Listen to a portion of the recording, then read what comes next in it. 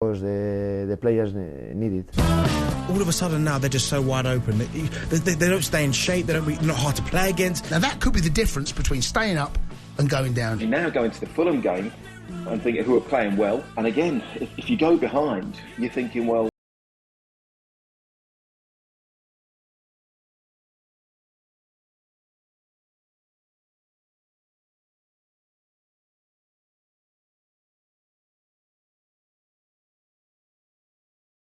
To be honest, I don't spend much time looking at the table. I prefer to look at Fulham videos, all these kind of things that it helps me to do better my job. The other things are consequences of our work. It's something I'm focused and is the way we can improve. He always speaks so well, doesn't he, Javi Gracia, the new Leeds United boss. How long he'll be in this position for, we don't yet know. Building up to kick-off between Fulham and Leeds United here at Craven Cottage with former Chelsea defender Scott Minto and your commentator for this match, Nigel Adderley. And, he speaks really well, Javi, and he does seem to have got to grips with this side since he's been here. And he's asked the fans for patience and to trust them. But what's his style? And how does he implement that to help Leeds stay up? Yeah, I think the fans are behind him, despite what's happened in the last couple of games. Look, he's not as manic as Jesse Marsch. He's a bit more measured and controlled. He's brought width back, which I think the Leeds fans weren't happy the way that Jesse Marsch had his team playing. He's more flexible in this setup. I think against the lower half teams, it is more on the front foot, pressing high. Against the better teams, defend a bit deeper, although of course they didn't defend very well against Liverpool in the second half against Crystal Palace. But I think there have been improvements. I think Jesse Marsch kind of had to go. I think he's coming in, and you know what, he's on trial, because I think he's one of those. There's a lot of them in the Premier League. You come in and say, right, that's a definite temporary. Others you say, right, yep, he's there for the next few years or whatever. You're not sure about Javi Gracia, and I think if he passes this test, I wouldn't be surprised if he is the Leeds manager going forward. And I like what I've seen so far, despite the last couple of games. I think the issue for Leeds and Javi Gracia and the players is that everybody is still under the shadow of Marcelo Bielsa, because he built this team. He built the way that they played and were so successful to get out of the Championship and into the Premier League. And of course they had a great first season. He had to go last season. Jesse Marsch came in. Somehow they survived. And now Javi Gracia has had to pick up the pieces. And I think until this generation is maybe moved on, or the core of it is moved on, and Leeds try and go in a different direction, it's going to be difficult for anybody to really impose their ideas, because this is still Bielsa's team. And I'm sure if Bielsa turned up again at Ellen Road tomorrow, he would be welcomed with open arms by the fans, and that's always something which is going to be an issue. Yeah, the Leeds players are just finishing off their shooting drills as the Fulham players get applauded off the pitch after their warm-ups, building up to kick-off here. By the way, excellent package there from Jim White, and Jim is back with Simon Jordan on Monday at 10 o'clock on TalkSport, always unmissable radio. This is Game Day exclusive on TalkSport with Car Finance 24/7. Sort your finance first so you can choose a car with confidence. Search Car Finance 24/7 today. Kick-off coming next.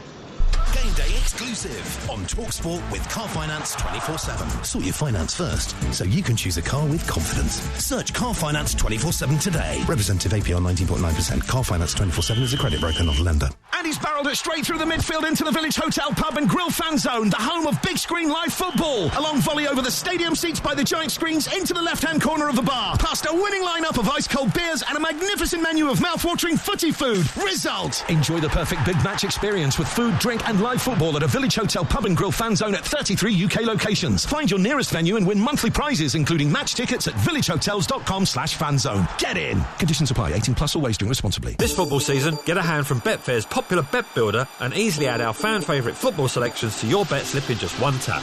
And you can get a £5 free bet when you place a £5 bet builder on Brighton versus Man United. How handy is that? Betfair. Opt-in required. Max £5 free bet builder valid 72 hours. Minimum combined odds. Terms and conditions apply. 18 plus. BeGambleAware.org. For insightful analysis of every kick and every goal from the weekend's Premier League action, get the game from The Times on Monday. Subscribe today at thetimes.co.uk/football for provocative and compelling opinions from highly respectable writers, including Tony Cascarino, Ian Hawkey and the voice of football, Henry Winter. Try it free for 1 month at thetimes.co.uk/football or pick up the free supplement in The Times on Monday. Lovely bit of football! Auto renews at £26 a month unless cancelled. T's and C's apply. We all fantasize about our perfect home. Sipping a morning coffee out on the terrace. Good morning, Mr. Squirrel. Morning. The kids building a treehouse in the garden. I'm living my perfect childhood. But come on, this isn't real. Listen, if you're serious about making your fantasy a reality, find out what your home is worth instantly with a free online valuation estimate. Get real about moving. Get on the market. Most common time to obtain an online quote between 1st of June 2022 and 30th of September 2022 is under 3 minutes. Excludes Northern Ireland. Rodri to De Bruyne, flicked onto Walker. Goal! No one saw that coming. Or as we say in Japan, no warutaka wa tsume o kakusu. The smart hawk hides its talents. For taste beyond expected, Asahi Superdry, official beer partners of Manchester City. Enjoy responsibly. Visit drinkaware.co.uk. We've got it at Selco. Selco, it's where the trade goes. At Selco Builders Warehouse, we've got real deals and a wide range of building products. In April, we've got 12mm V-Groove Vario laminate flooring for only £9.99 per square metre ex-VAT. And with free delivery, that's a real deal. Find more real deals online at selcobw.com. We've got it at Selco. Selco, it's where the trade goes. VAT charged at 20%. Free delivery within local delivery areas. Bing bong. Attentions please, attentions please. We got big new news. Just Eat now does grocery delivery. No problemo if you forgot the only thing you went in the shop to buy. Want ice cream for breakfast? Caught the cat licking the butter. So, don't cry over spilt milk. Get it delivered to your door from Just Eat instead. Grocery delivery. We got it. Did somebody say Just Eat? Only available from participating stores and selected locations. Products subject to availability. Service charge may apply. See justeat.co.uk for more details. Game day exclusive on TalkSport with a Now Sports membership. Stream the Premier League live without a contract from $11.99. Search Now Sports. 18 plus. Stream via internet. Terms apply. TalkSport Saturday afternoon exclusive because it's not on the telly, Eddie. Liverpool versus Forest at Moss 2:30, kick-off 3 p.m. and you can hear it exclusively on TalkSport 2 or get the bus to Anfield. It's up to you, mate. Ball into the penalty area. Oh, it's high. It's brilliantly delivered. Arriba-Lago has missed it. And Vinicius is there to prod it home. He's taking a touch off the head of Danny Bart. It'll break down towards the penalty spot where Vinicius will try and turn. Wilson stabs it in. And it's 1-0 Fulham. It comes back to Willian, who shifts it onto his right foot. He'll shoot low, take a deflection, and in. Willian scores against his former team. Mitrovic curls the ball in, flicked header, 1-0. Goal by Bobby De Cova-Reid on 31 minutes. De Cova-Reid to the dead ball line, pulls it back across. Harrison Reid in space. Fulham have scored again. Would you believe it? This is Game Day exclusive on TalkSport. Faye Carruthers with you at Craven Cottage alongside a top commentary team of former Chelsea defender Scott Minto and Nigel Adderley, just over 10 minutes away from kick-off. And you were listening there to Fulham scoring goals with no Mitrovic, no Daniel James, because he's on loan, of course, from Leeds. Where are these goals going to come from, Scott Minto? Bobby De Cova-Reid back in the side, and we know that he can score. Absolutely, and you know, I think he is almost the perfect guy to come in. You know, there's Manor Solomon as well that could have gone in. Obviously, Carlos Vinicius would have been sort of the Mitrovic type, but when he has played up front, it's not quite happened for him, and it worked last week, Faye, didn't it, at Goodison Park? So, you know, he'll certainly be hoping, and Marco Silva will be hoping that De Cova-Reid can do what Dan James did and run the sort of Everton defence ragged and do that Leeds today as well. But look, they're playing at home. They're safe. They've had a great season. They can try and enjoy themselves. We wonder whether, you know, their minds would be on the holidays and the beach last week. They're not. And do you know what? When you're playing at home as well, Faye, there's no relaxing. The fans are here, and they'll let you know, no matter what season you've had, they'll let you know if you're not absolutely at it, and rightly so. We talked about paying the hard-earned money and coming here, and that's the same all around the country. So, in terms of home, you always want to win your home games. The question is, for me, you know, Leeds, how do they deal with the pressure away from home? Well, those back-to-back batterings that they've had, sorry Leeds fans, were both at home, so actually it might be a bit of a welcome respite coming to Craven Cottage, and I'm wondering whether they're going to come out with the same fighting spirit that we saw from Southampton last night, Nigel. Well, they've got to, but they've only got 9 points away from home this season. Only Forest have got fewer in the Premier League, and only 1 clean sheet. So we know how they're going to play, and we talk about a lack of confidence they may have now at Ellen Road after what's happened in the last week or so. They've not been great on the road either. They picked up some surprising wins. They went to Wolves, and of course they were very expansive and they got the victory there, but they don't do it enough. And you look at the games they've got coming up away from home, including this one, and they're all tough. Bournemouth away from home suddenly looks a lot tougher. West Ham, I'm sure, will be a tough game. West Ham Leeds is always a really good game of football, and then Manchester City, well, you know, that you can almost consider that a free hit. So where are those points going to come from? And they're going to have to start doing something away from home, and I think almost looking at the teams at the bottom, it's away form that may decide it, because Forest, of course, have been absolutely terrible. You can't see them picking up another point away from home and maybe scoring another goal. So they've got to be really good at the City ground, and now they're not quite at it. They've dropped from a position of relative safety back into the relegation zone. So people are scrapping, and Leeds have got to start scrapping. But they're used to scrapping, and I wonder whether the experience of what happened to them last season, staying up on the final day of the season against Brentford, effectively sending down Burnley, whether that might be in the players' minds, the ones that were there last season, obviously, and that experience could help them. It can do. Not all the players are still here, and some of the players playing in this side weren't here. So listen, Faye, whether you've been there before or not in terms of relegation, you don't want to do it again. You really don't. You don't want to go. They're going to have to. You don't want to go to that last day. That's what I'm talking about, where they did. And I was there at Brentford, you know, for TalkSport, and they actually played really well, and Jesse Marsh's tactics were spot on. They do not want to go to that last game, and that's why we've talked about it before. The next 3 matches are absolutely crucial. Fulham away, Leicester at home, Bournemouth away. If you can pick up real good points there and others haven't, then suddenly we've talked about how game to game the table changes, and it really does. You know, in another week's time, especially with midweek games, we could be saying something completely different, but all they can do is concentrate on it today. I don't think they need to come away with all 3 points, but I do think they need to come away with something. I predicted a 2-2 draw for this one, actually, and it would be an exciting game if that was the case. That. But, well, I'm sure some Leeds fans would. I've got one sat next to me right now, and he's kind of thinking, no, I'll have all 3, please. that would be preferable. I don't like this on the beach kind of mentality that people expect from players. You're a former player, Scott, right? So you know whether that's true or not. I've seen what Marco Silva has said about it. He's thinking already ahead to the summer, now that they're safe, which I completely understand. But the players actually can still get to Europe. So why would you not be putting in every amount of effort possible, which we saw they did against Everton? Well, they can. I don't think they will. But if they finish the season really well, then it's mathematically possible. Absolutely, and it's more than mathematically possible if they go on a decent run. So you're absolutely right. Wouldn't expect any manager to say anything different, even if there was literally nothing on it. You know, you're playing for next season. You'd find a way to say there's something on this game. I can tell you from a player's point of view, you definitely relax. That's not necessarily a bad thing, because sometimes you play your best football when you relax. It's about getting that balance between being up for it but not so nervous that you know there's so much on it that you're feeling the pressure. Fulham are in a really good place with the season they've had. I expect them to come out and play some really good football, and even if they go a goal down, I don't think they'll panic in any way.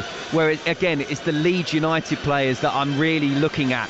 If they go a goal down, especially after what's happened in the last 2 games, are they going to collapse or are they going to come back? I actually think with the 2 players coming back, Liam Cooper and Max Verber, I think it'll be a much better back 4 today. Look, Leeds are the story today in this match, but we can't emphasise enough how amazing Fulham have been this season, Nigel. And as I said there, Marco Silva has said himself that he's looking to strengthen in the summer. Where does he need to strengthen? Because when you think about Bernd Leno in goal, what a touch that was bringing him in. He's been absolutely superb. What else does he need to bring?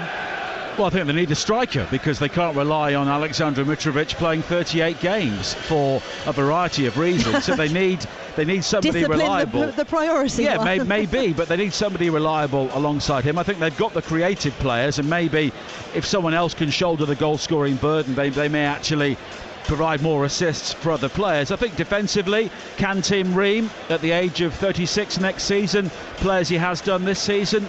I'm not too sure, and they've done very well in the loan market, bringing players in from under the radar this season. They'll need to do something similar, because you feel with Fulham, the way they are at the moment, the recruitment has always got to be spot on, and it has been this season. But if they have a bad transfer window, they start the season poorly, they're under pressure once again. And having been a yo-yo team in recent years, they know all about the pain of fighting relegation, and hopefully, from their point of view, that will be a motivation in the final weeks of the season, because usually at this stage of a Premier League season, they're thinking about going down. Now they're comfortable and they've got the chance to kick on as a club on and off the field. Yeah, Fulham's club captain Tom Kearney just came out to a round of applause on the bench today. Really looking forward to this match, and the players are just waiting to come through the tunnel just under the cottage balcony, which apparently Shahid Khan says he actually sold out for the last 3 matches for about £9,000. So he's not even sitting in the balcony. 3 season tickets in his own hospitality section, which is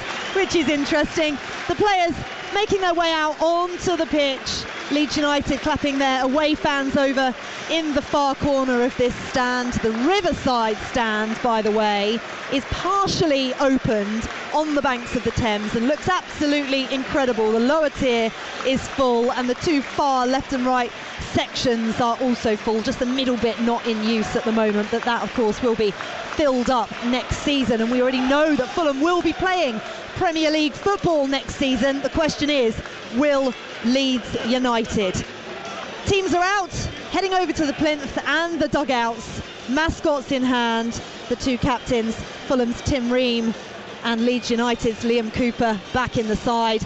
Javi Gracia back in London, where he spent a large part of his career here in England at Watford, if you call that London, just outside of London if you're going to be pedantic, I would say. And the black and white flags here at Craven Cottage are being waved high and wide for the players. Really looking forward to this one. Enjoy it in the company of your commentary team of Scott Minto and Nigel Adderley. We're not allowed to cry on radio. We're supposed to be tough. Serving up live ATP Masters Series tennis. And Andy Murray, with his head in his hands, goes to congratulate Novak Djokovic. I'm so happy. Talk Sport 2. Live international football. What a goal! Get in the ring. Go the distance. Talk Sport 2. And Fury's got it. A unanimous decision. If you can kick it, hit it, bowl it, pass it, putt it, pot it, or catch it. You'll find it right here on Talk Sport 2. The prodigal son of all radio stations is on the air. Can they make it 2? Talk Sport 2, because sport never stops. We're sorry, this commentary is not available in your country. Please visit talksport.com/commentaries to hear an alternative stream.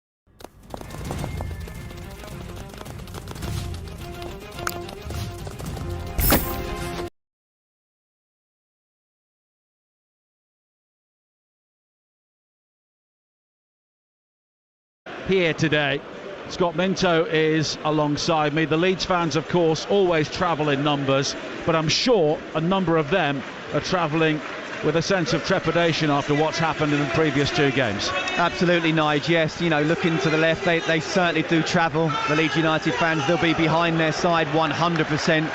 You know, I think it is probably after what's happened the last couple of games that the players and maybe even the fans will be happy it's not at Ellen Road. You want to make it a fortress, of course you do, but we concede 11 goals in 2 games. Maybe this one is not necessarily a bad thing, and what is a lovely little stadium, isn't it, the Cottage? And it's Leeds who get the game underway. The start of another massive Saturday across the TalkSport network, and it's a huge game here for Leeds United. 5-1 and 6-1 defeats at Ellen Road. What can they do here on the banks of the Thames today? And it's Leeds who got the game underway in their away strip of black shirts with gold trim, gold shorts and gold socks, and they are attacking the Hammersmith end away to our right hand side in the first half as Aronson gathers for Leeds midway inside the Fulham half. On the far side, the Leeds left, he's quickly challenged, and Fulham have a throw-in. Quickly forward from Harrison Reed, wide towards Wilson on the far side. The early cross into the penalty area, arced in looking for Decordova-Reid, who is playing as the central striker, but it's gathered by Ilian Meslier. That was actually a really good opportunity, a counter-attack there. Harry Wilson down the right, the outside of his left foot. He didn't really look up to see where Decordova-Reid was, and Decordova-Reid, he sort of put his hands in the air as if like, I was in if you'd have played me in there. So a bit more quality from Wilson. That would have been a first chance of the game in the first minute. Also underway over on TalkSport 2, not too far from here, of course, at Stamford Bridge. The first leg of the UEFA Women's Champions League semi-final between Chelsea and Barcelona. Commentary available on that game over on TalkSport 2 with Joe Shannon and Leanne Sanderson. A repeat of the final from 2 years ago when Barcelona made a quick start and Chelsea never recovered. It was a 4-0 success for the Catalans in the end. 0-0 here with 90 seconds played at Craven Cottage. Robinson going all the way back towards Bernd Leno. And both teams have had problems with clean sheets this season. Leeds with only 5 and Fulham have only had 7.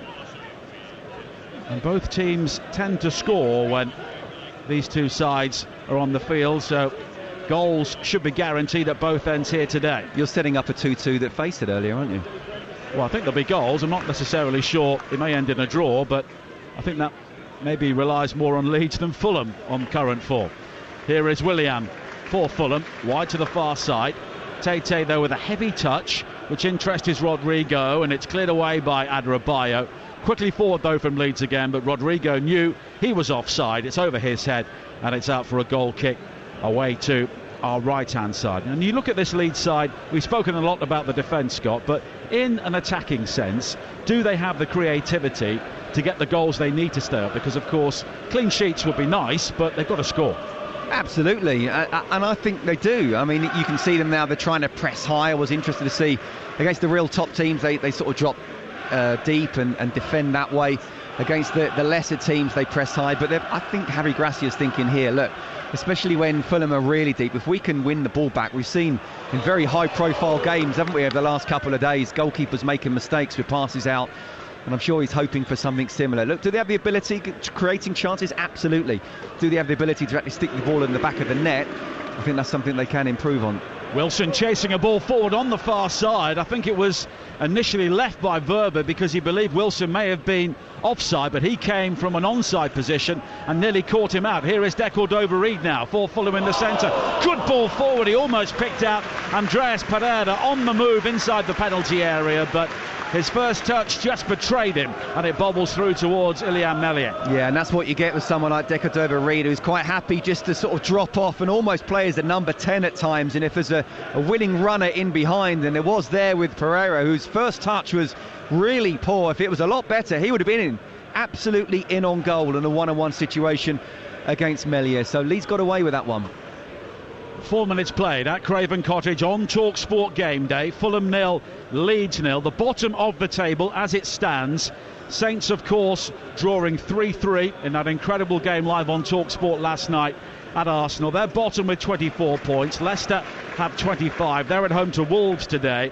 Forest have 27. They're away at Liverpool live on TalkSport 2 at 3 o'clock. Then outside the relegation zone, Everton also on 27 points. They go to Palace. Leeds on 29 points. as Fulham come forward again now. Harrison Reed with a cross in, which is blocked quickly by Verber, but at the expense of the game's first corner. Yeah, we're still under 5 minutes played, but it's a very open game already, isn't it? Fulham certainly looking as if they've got no shackles on them at all, trying to attack as much as possible, playing at home. And you've got Leeds United as well, who kind of only know how to play one way. Big game tomorrow as well at the bottom. West Ham go to Bournemouth. They are currently just above that group of teams I mentioned. West Ham with games in hand as well on 31 points, and Bournemouth have 33. If they win that game, they'll be very close to the safety mark.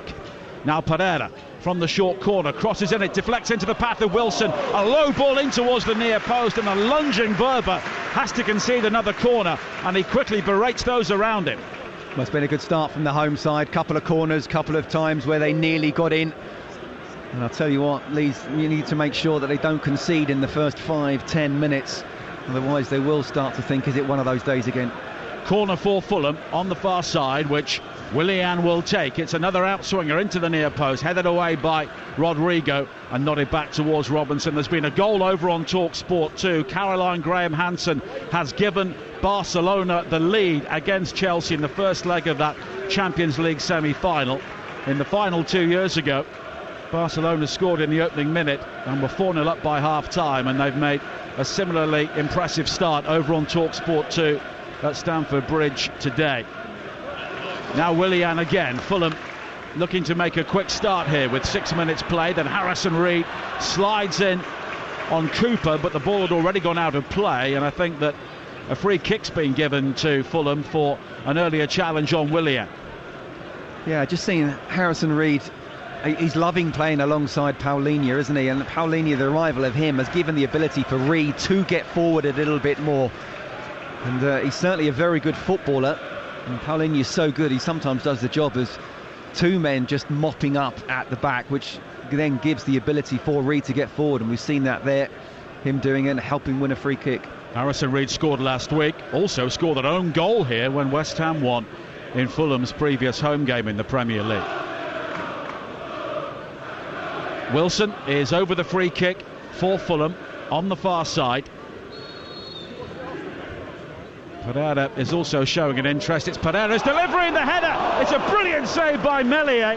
Well, rising was Adebayo. A free header. The flag's up for offside, so it wouldn't have counted anyway. But Meslier didn't know that, and that was a brilliant save, which may help his confidence. Well, the Leeds United defenders didn't know that either, and he was just offside. It's a really good decision from the referee's assistant. But that's poor. That's just a simple free kick. Don't get me wrong, it's a great free kick that's gone in, but he's completely free, no one around him at all. Great save from Meslier. It wouldn't have mattered in the end, but you're right, it would have given him confidence. He won't give the back four of Leeds confidence. Somerville is now caught by Harrison Reed just inside the Fulham half, and it will be a Leeds free kick. Nearly 8 minutes played on TalkSport, 0-0. And there has been some criticism of Mellier's performances, inevitably in the previous two league games, but Javi Gracia was saying yesterday that the 11 goals were not because of him. No, his form, I don't just think that the last couple of games has dropped off just a tad, but you know, when you're under pressure and you're conceding the amount of when chances, you're in a shooting range every week. Absolutely, you know, was it 60 goals they've conceded already? That's unbelievable, and it could be close to 80 if it wasn't for him. Look, he's certainly showing he's the top goalkeeper, and I think Bayern Munich, there's been talk about possibly looking at him. We'll see whether that happens or not, but he just needs to concentrate on what he does in a Leeds United shirt, and that will have given him confidence, because that was a good save, whether it would have counted or not.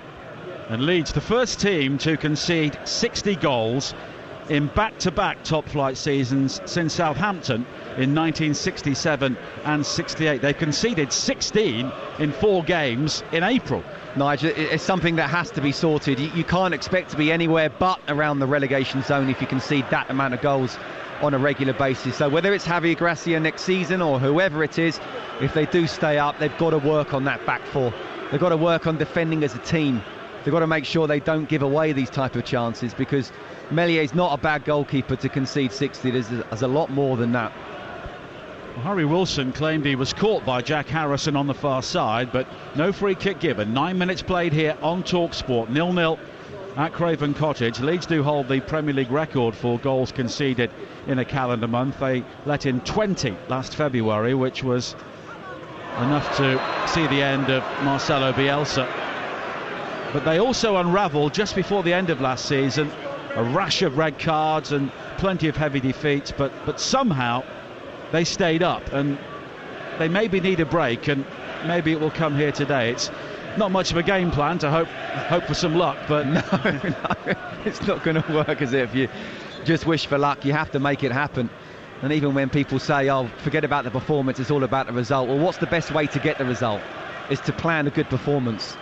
So yeah, at the moment they've been very much on the back foot though. 10 minutes played, 0-0.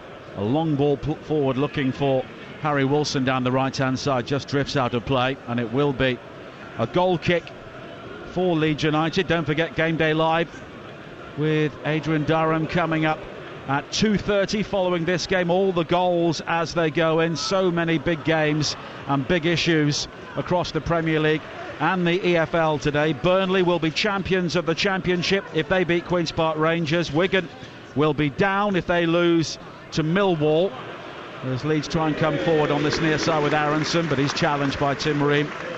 And of course the crowd go Ream all around us.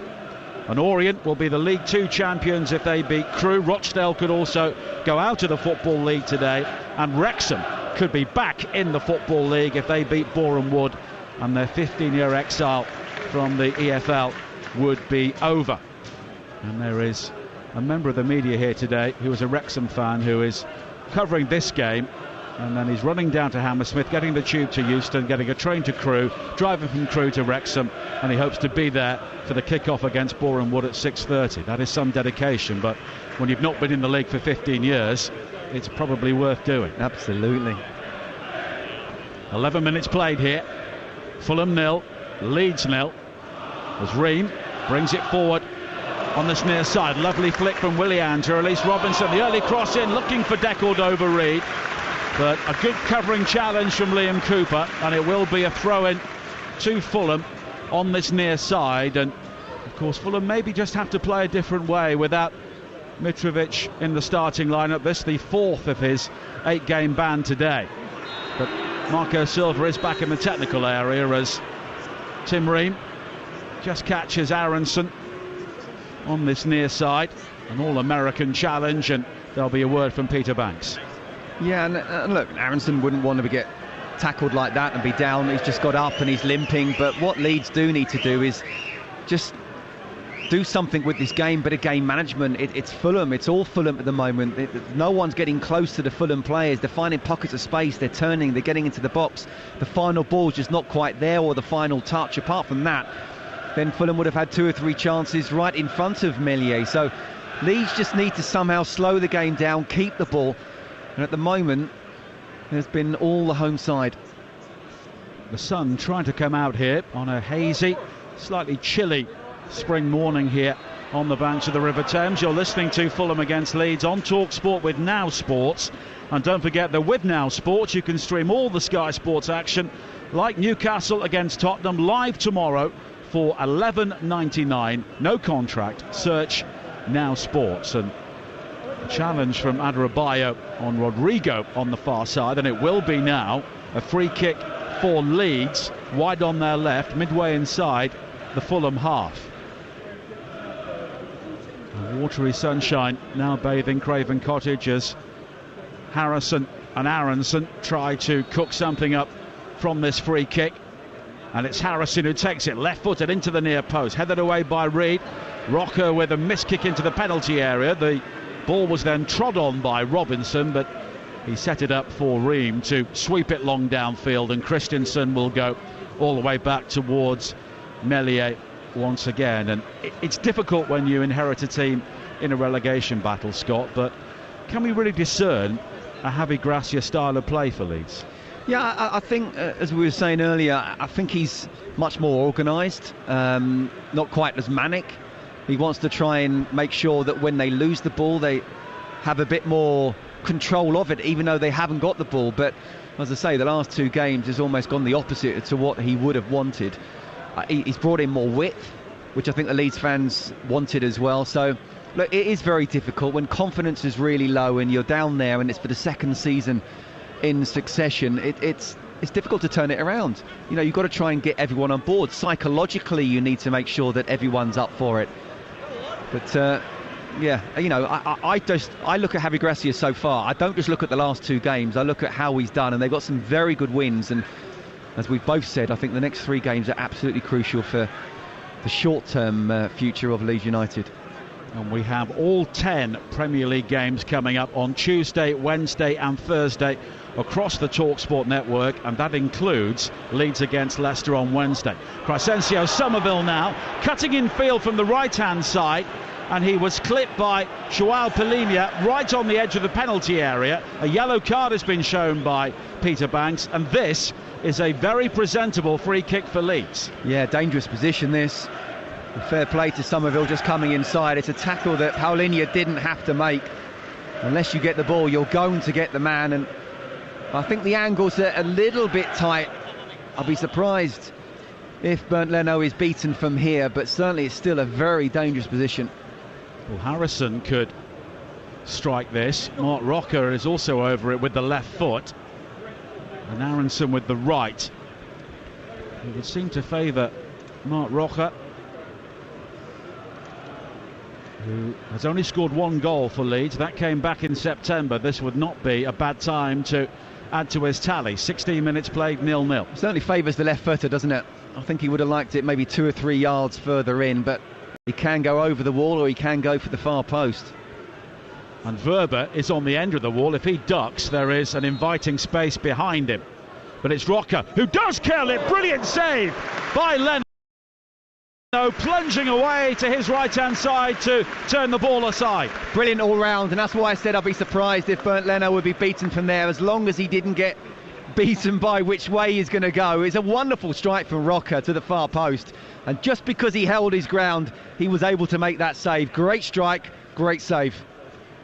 Verber now tries a long throw but gets it all wrong. It loops up straight into the air on the edge of the penalty area. Now Rocker pings a high ball across to this near side. Robinson is able to nod in field, and Palhinha plays it forward, but now it's been given away. And here is Somerville again, inviting the run of Aronson down the right-hand side. His cross high to the far post, headed away by Adebayo, but Leeds look to win it back, and it's Rocker again, who is still forward from the original free kick. He nutmegs Robinson, believes he was fouled as he falls to the turf. Nothing is given, and now Decordova-Reid has won it back from Koch. And Koch will have to sprint back now because he's out of position, but Reid helps him out with a dreadful ball wide to the far side behind Wilson. Wilson does well to drop anchor, come back and keep the ball in play, but Fulham don't make the most of the breakaway. No, they don't. Again, that sometimes, even though Fulham have had a lot of the ball, might be their best way of getting a goal here. Suddenly Leeds are, or 1 minute Leeds are on the attack, then they break forward themselves.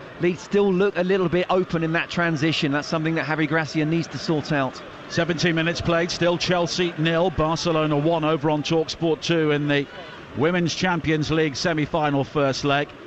5 commentaries on the TalkSport network today. On TalkSport 2 at 3 o'clock with Ian Danta and Perry Groves. Liverpool against Nottingham Forest. Then at 4:45, the first FA Cup semi-final live from Wembley.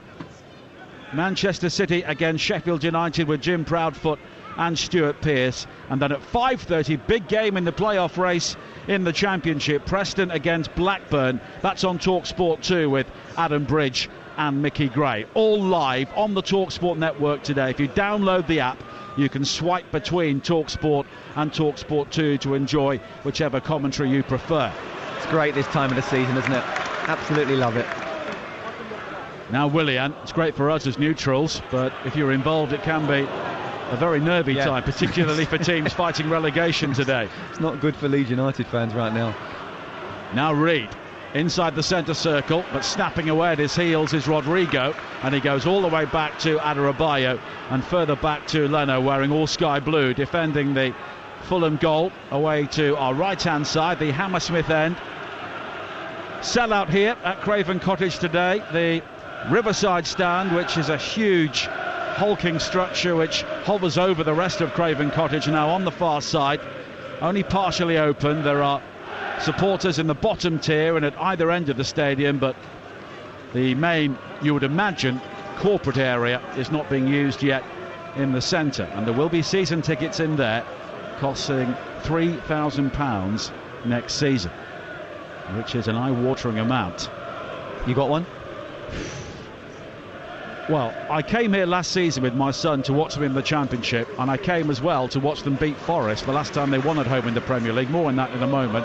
As Willian comes forward, cuts it back into the penalty area.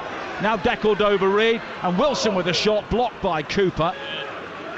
And now Pereira lets fly, and it's too close to Meslier, and Harrison Reed is down inside the penalty area and may require some treatment. Yes, unlike him to be down as well, isn't he? A very, not just technically good, but combative midfielder, and that's going to be a good battle down the left-hand side. Willian going past Christensen there, cutting the ball back. It's a decent strike, but an easy save for the class of Meslier. But again, Fulham look dangerous on the break. Reed is clutching his right knee at the moment. 20 minutes played here. Just to finish what I was saying, I came here last season in the Championship with my lad, watched them play Peterborough on a Tuesday night, and I think it was 40 quid for the pair of us. Came here to watch Forest in the Premier League earlier this season, sat at the other end of the ground in the neutral area away to the left, and it was over 100 quid. I'm not sure the football was that different, really. Do you know what? They know that there will be people who pay it. They just need to make sure they don't price out the fan who's been there, you know, for many a year. I think that's the important thing. And that's it. Fulham does have maybe a certain image in the Premier League now, but there are Fulham fans who were here before the money, when they were rubbish, stood on the terracing at either the Hammersmith end or the Putney end. I've been there as a fan on the Putney end. It used to be a great away trip in the lower divisions, and you hope those fans aren't forgotten. Well, they were loyal to the club when things weren't going so well, so you just want the club to be loyal to them when things are going well. Absolutely. 21 minutes played here on Talk Sport. Fulham 0, Leeds 0. Harrison Reed is back on his feet. Another one of the very good signings who has stepped up from the Championship and flourished in the Premier League with Fulham. And it's currently Fulham 0, Leeds 0. For the latest odds, head to Betfair, the official betting partner of Talk Sport's Premier League coverage. Right now, Fulham are 31-20 to win. Leeds are 21-10 to draw. The draw is 15-8. All thanks to Betfair. 18+. BeGambleAware.org.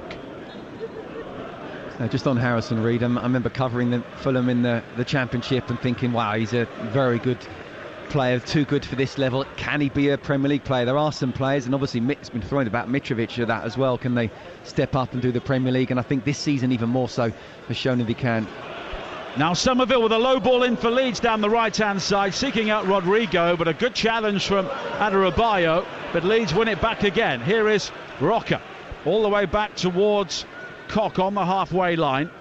Now Cooper, who of course was left out for a couple of games, and there were question marks about that after the 6-1 defeat against Liverpool.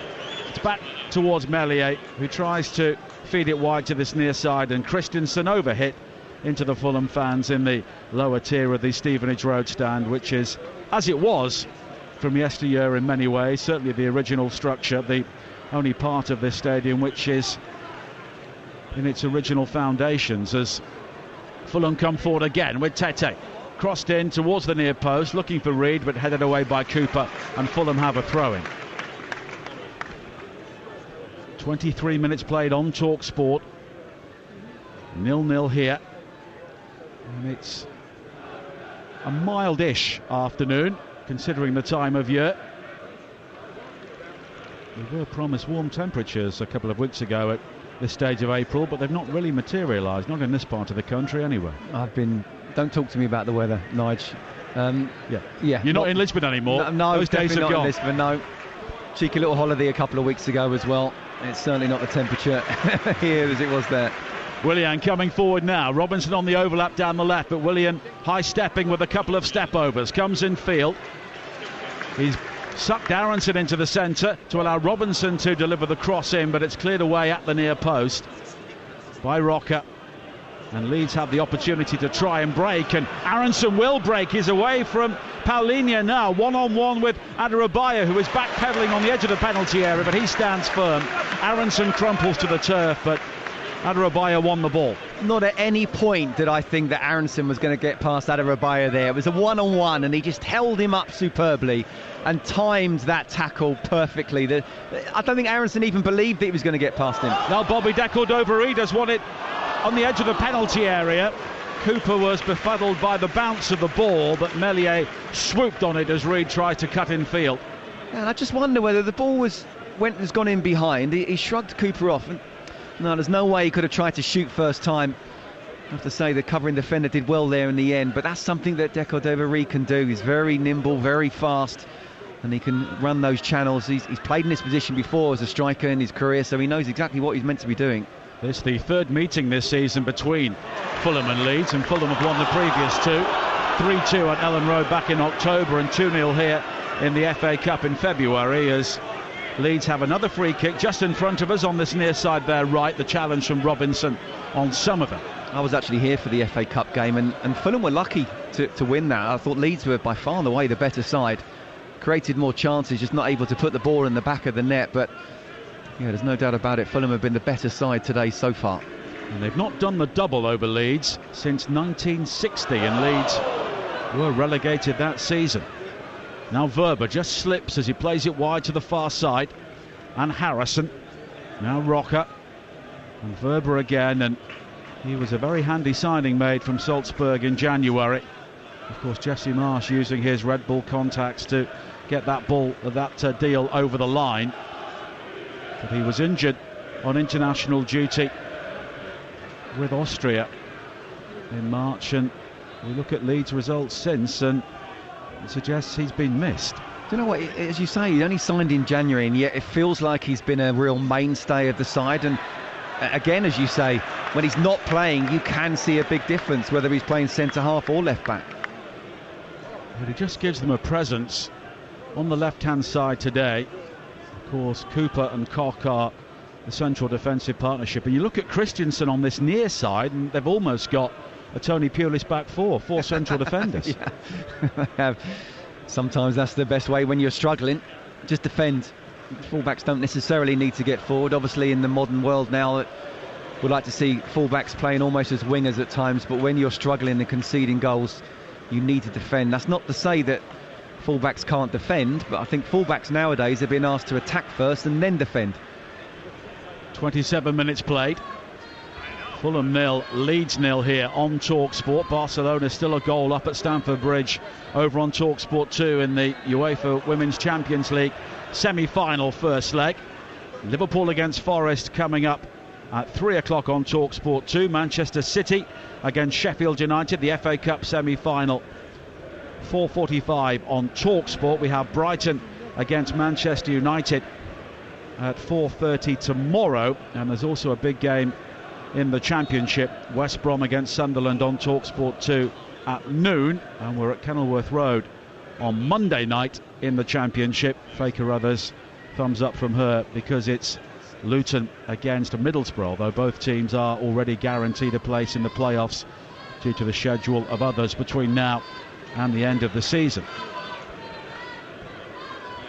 Now Cooper on the far side, lays it down the line, stabbed further infield but cut out by Pereira, and now Wilson does well to initially evade Verber, and he's got support from Tete. Tete's ball forward is aimed for Reid, who has come very deep here. When he does that, there's no one else really joining in further forward, so that's maybe a problem that Fulham will have to try and solve. But they do have a free kick on the far side.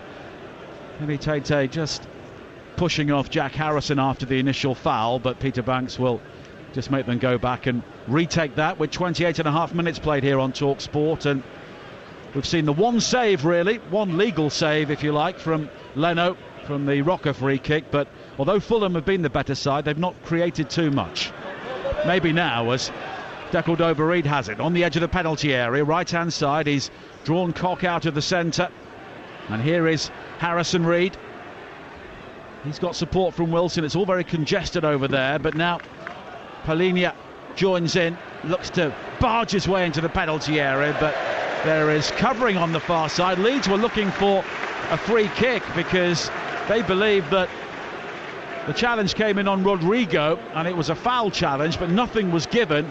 and Fulham have a corner as Alexandra Mitrovic away to our left watches on from the cottage. Well, at first glance I thought that was a bit of a push, and he's definitely pushed him. He's put his hand on his back, has got him off balance, and therefore is not able to pass the ball back to the goalkeeper in the way that he wanted to. So I'll tell you what, this will be controversial if a goal comes from this. Pereira swings in the corner, nodded clear by a stooping Liam Cooper, and now Willian back to the halfway line. The sunshine getting stronger and more sustained here now at Craven Cottage as Leno gathers midway inside the Fulham half. It's played short to Willian, who was another player who has been a real renaissance man for Fulham this season. There'll have been, I'm sure, even Fulham fans raising eyebrows when he arrived, but he's justified his inclusion. I think he's been excellent, hasn't he? I think the very first part of the season wasn't quite in the form that he has been since. But once he's hit top form, I think he's done really well. He did really well as a Chelsea player. Didn't happen for him for Arsenal, and I think we thought that would be the last we'll see of him. But to be fair to him, he likes this part of London clearly, and he's doing very well in the Fulham shirt. Back from Corinthians in Brazil. Chelsea have had a goal disallowed over on TalkSport 2 in the Champions League semi-final. Guro Reiten scoring, but flagged offside. Barcelona still lead there by a 0-0. 0-0 here in the Premier League with 31 minutes played on TalkSport as Tim Ream, with the blonde hair in the ponytail, plays it in field to Cordova-Reid, looking for Wilson, and it was deflected through, was it? Not according to Peter Banks. Fulham are convinced they should have a corner. It was Rocker who tried to cut out the pass. There did seem to be a change of direction there in the ball as Cordova-Reid tried to pick out Wilson down the centre, but a goal kick's been given. Yeah, and you talked about there hasn't been many runs in behind. That was one of the few runs we've seen, and there's been a couple of times now when it has happened, despite us playing half an hour. It's only happened 2 or 3 times, but they've come very close, and Leeds don't seem to be tracking their runners, and if the ball was in the right place or it was a decent first touch, Fulham would have had chances. 31 minutes played, Fulham 0, Leeds 0. You're listening to this game on TalkSport with Car Finance 24/7 in your corner throughout your car buying journey. Search Car Finance 24/7 today. And Marco Silva on the edge of his technical area momentarily, maybe just a bit disappointed that Fulham didn't build on a pretty dominant opening 15 minutes or so, and Javi Gracia may be satisfied that Leeds are at least in the game now, but they're giving the ball away again. Aronson was lightweight, and it's lofted wide to this near side, and Willian, but his first touch again was just a bit heavy. It allows Christensen to make the challenge, and it will be a throw into Fulham by the corner flag in the shadow of the cottage on this near side. Yeah, that crossfield pass is on all the time though, isn't it? Williams, wherever the ball is, he's staying out on the left, feet on the touchline, crossfield pass, and he believes he's got the best of Christensen. Wilson forward towards Pereira, tries to curl it right-footed, but got right underneath it, and it's over the top. Both sides with 3 attempts on goal so far, 1 each on target, and the possession is pretty 50-50, and that's how the game now feels. Yeah, do you know what? Fulham started well, and I think Leeds were under pressure in the first 10 minutes, but Leeds have come back into it, and they've not really seen teams opening them up so far. As I say, Fulham have come close with little runs in behind, poor touches, or the pass itself wasn't quite good enough.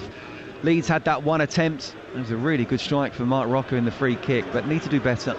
And Leeds have given the ball away again. Here is Pereira finding Willian on the edge of the penalty area, coming in field onto the right foot. Willian's shot is blocked. Appeals for handball from 1 or 2 players. Then Polinia lets fly. It loops off McKennie, wide to the far side. Tate delivers the cross in, and Meslier is there to gather. And Fulham players are looking towards Peter Banks. Neil Swarbrick is our VAR official. We're watching a replay ourselves here. No, it was armpit at worst. I don't even think it's at the armpit, to be honest with you, Nigel. I think it's just the chest, just because the arm is close and he kind of turned his body. Liam Cooper. Absolutely. You know, Willian's the most dangerous player on the pitch, though, certainly for Fulham, but I think from both sides, I do think he thinks he can beat Christensen in a one-on-one situation, and that time he came inside and very nearly got his shot off. Now Rodrigo, wide to Somerville on this near side. He's done well with those pink boots when he's been given the ball in this sort of area for Leeds so far. You've got to be good when you're wearing pink boots. You do. Not in your day. No way. Black, and that was it. Now Cooper forward towards McKennie, one of a number of Americans on both sides here today. Now a former MLS player. Harrison down the left-hand side, a low cross in, but again it was behind Rodrigo. He was the only real target, and it's cleared away by Robinson high up towards the halfway line on the far side. Leeds have a throw-in, which will be taken by Verber. He does have the ability to hurl it longer than he showed earlier when he got it all wrong, but he goes down the line on this occasion into a crowd of Fulham players, and emerging with the ball is Wilson. Wilson was caught by Aronson, but play continues because Willian gathers, and Willian now's got the space to break over the halfway line, but Christensen stood firm with the challenge. Now Somerville though has lost out to Polinia, and it's all a bit scrappy as Koch with a high ball forward. One bounce into the arms of Leno away to our right hand side. He quickly bowls out to Robinson, who is close to the halfway line, but not a huge amount of movement in field for Fulham when he's got the ball in that sort of area. No, I just need a bit more quality from both sides really when they're on the ball. Not quite had the movement off the ball either. I think both teams just playing it very safe at the moment. Adebayo finding Tate on the far side, and Leeds looking to drop very deep when they don't have the ball. And Rocker is patrolling in that area just in front of the back four as Christensen comes across to slide in on Robinson. Both players are convinced they should have the throw in. The decision goes Fulham's way with 9 minutes to play in the first half here on TalkSport. 0-0. Willian has been robbed by Aronson, who finds Somerville, and now Christensen swirls a high ball forward, but it's judged well by Adebayo, who heads away. Once again, Rodrigo, the only Leeds player inside the Fulham half. But here is McKennie, wide to the far side, but Tate slides in to neatly win possession back. He's got Reed in support on the right. Reed now demanding possession. He gathers as Tate was crunched by McKennie. Play goes on, but now play is stopped, and the yellow card is shown to Weston McKennie. A good play from Tete, first of all, reading the situation, making the interception. He looked up, realised there was nothing on, he carried on running with it. He went past Jack Harrison, and McKennie comes in, and he doesn't really need to make that tackle. It's one of those where if you don't win the ball completely, you are going to get a yellow card, and he didn't. It didn't get anywhere near the ball. And the ball had gone.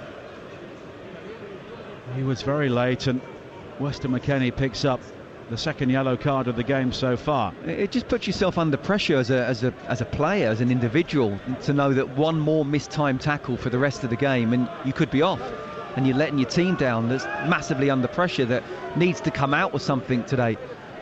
So just a tackle he didn't need to make. 37 minutes played here.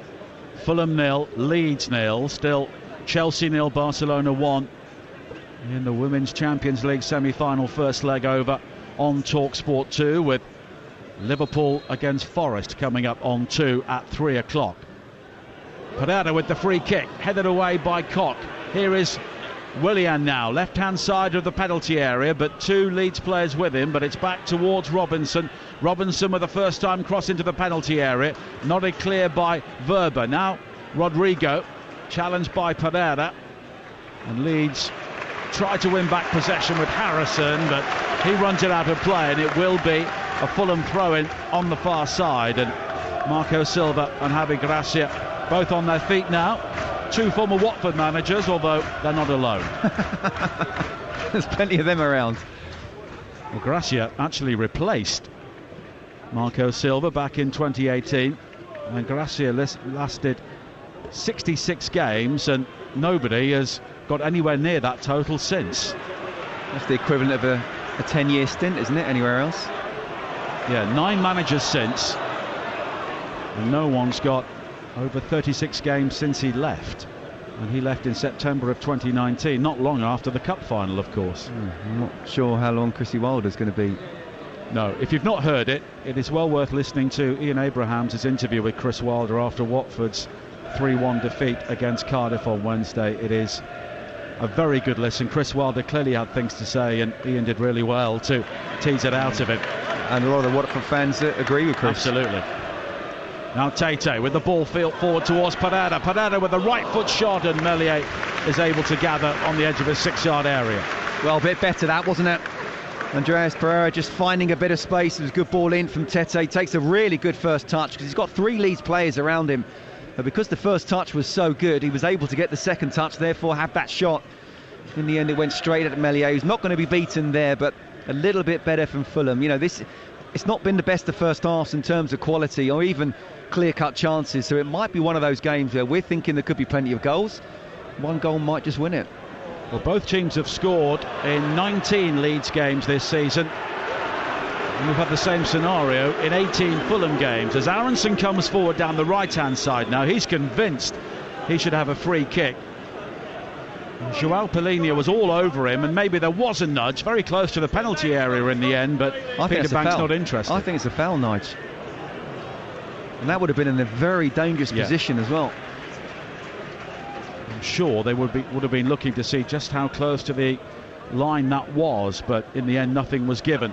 Well, if it was probably another foot closer, then it would have been on the line and therefore possible penalty, so they would have had a look at it.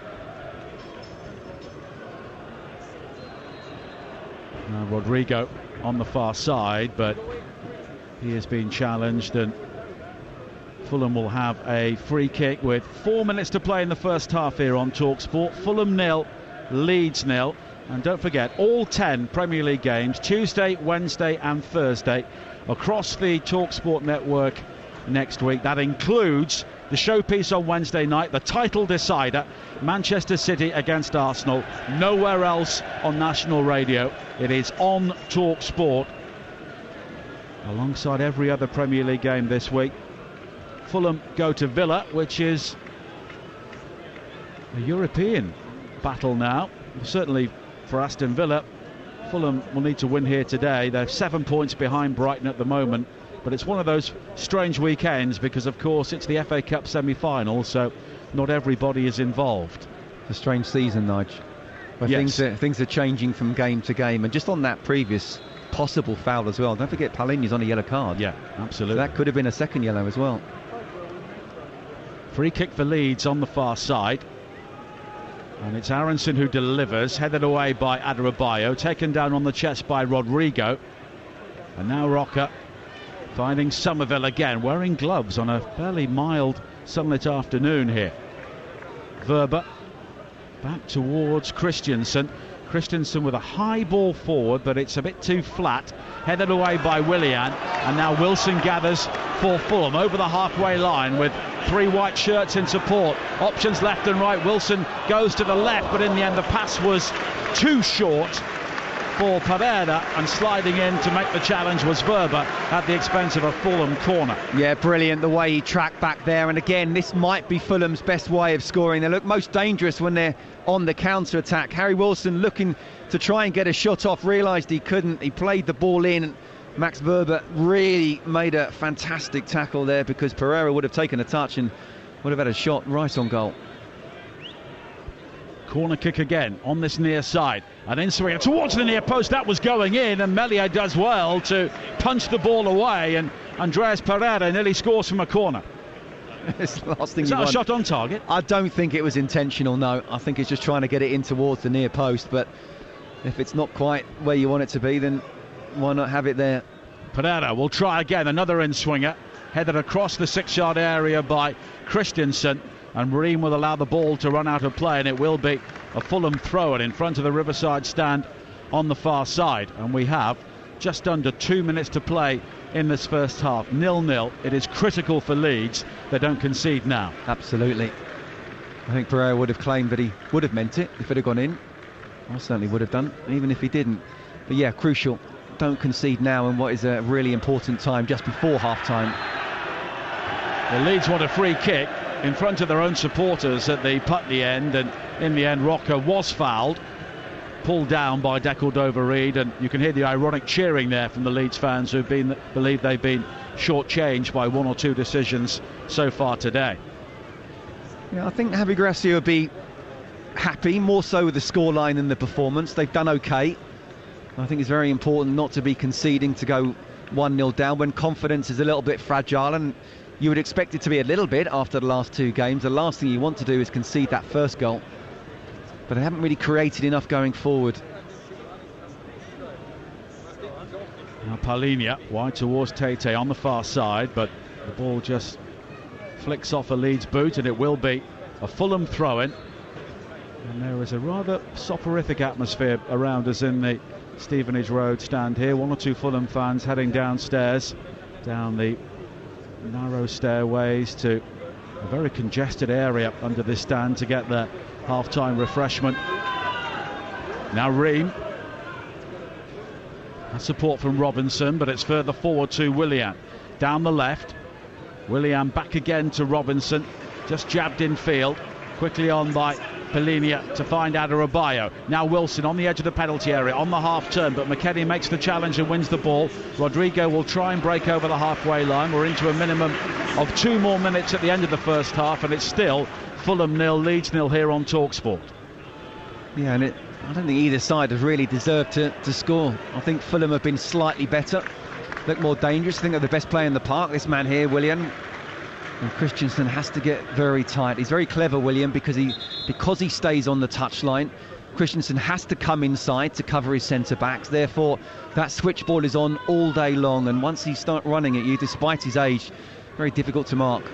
Willian now hooks it forward towards Reed inside the penalty area, but Verba does well to come across and head away. Tete nods it further forward, but now it's volleyed clear by Koch. And here is Rodrigo.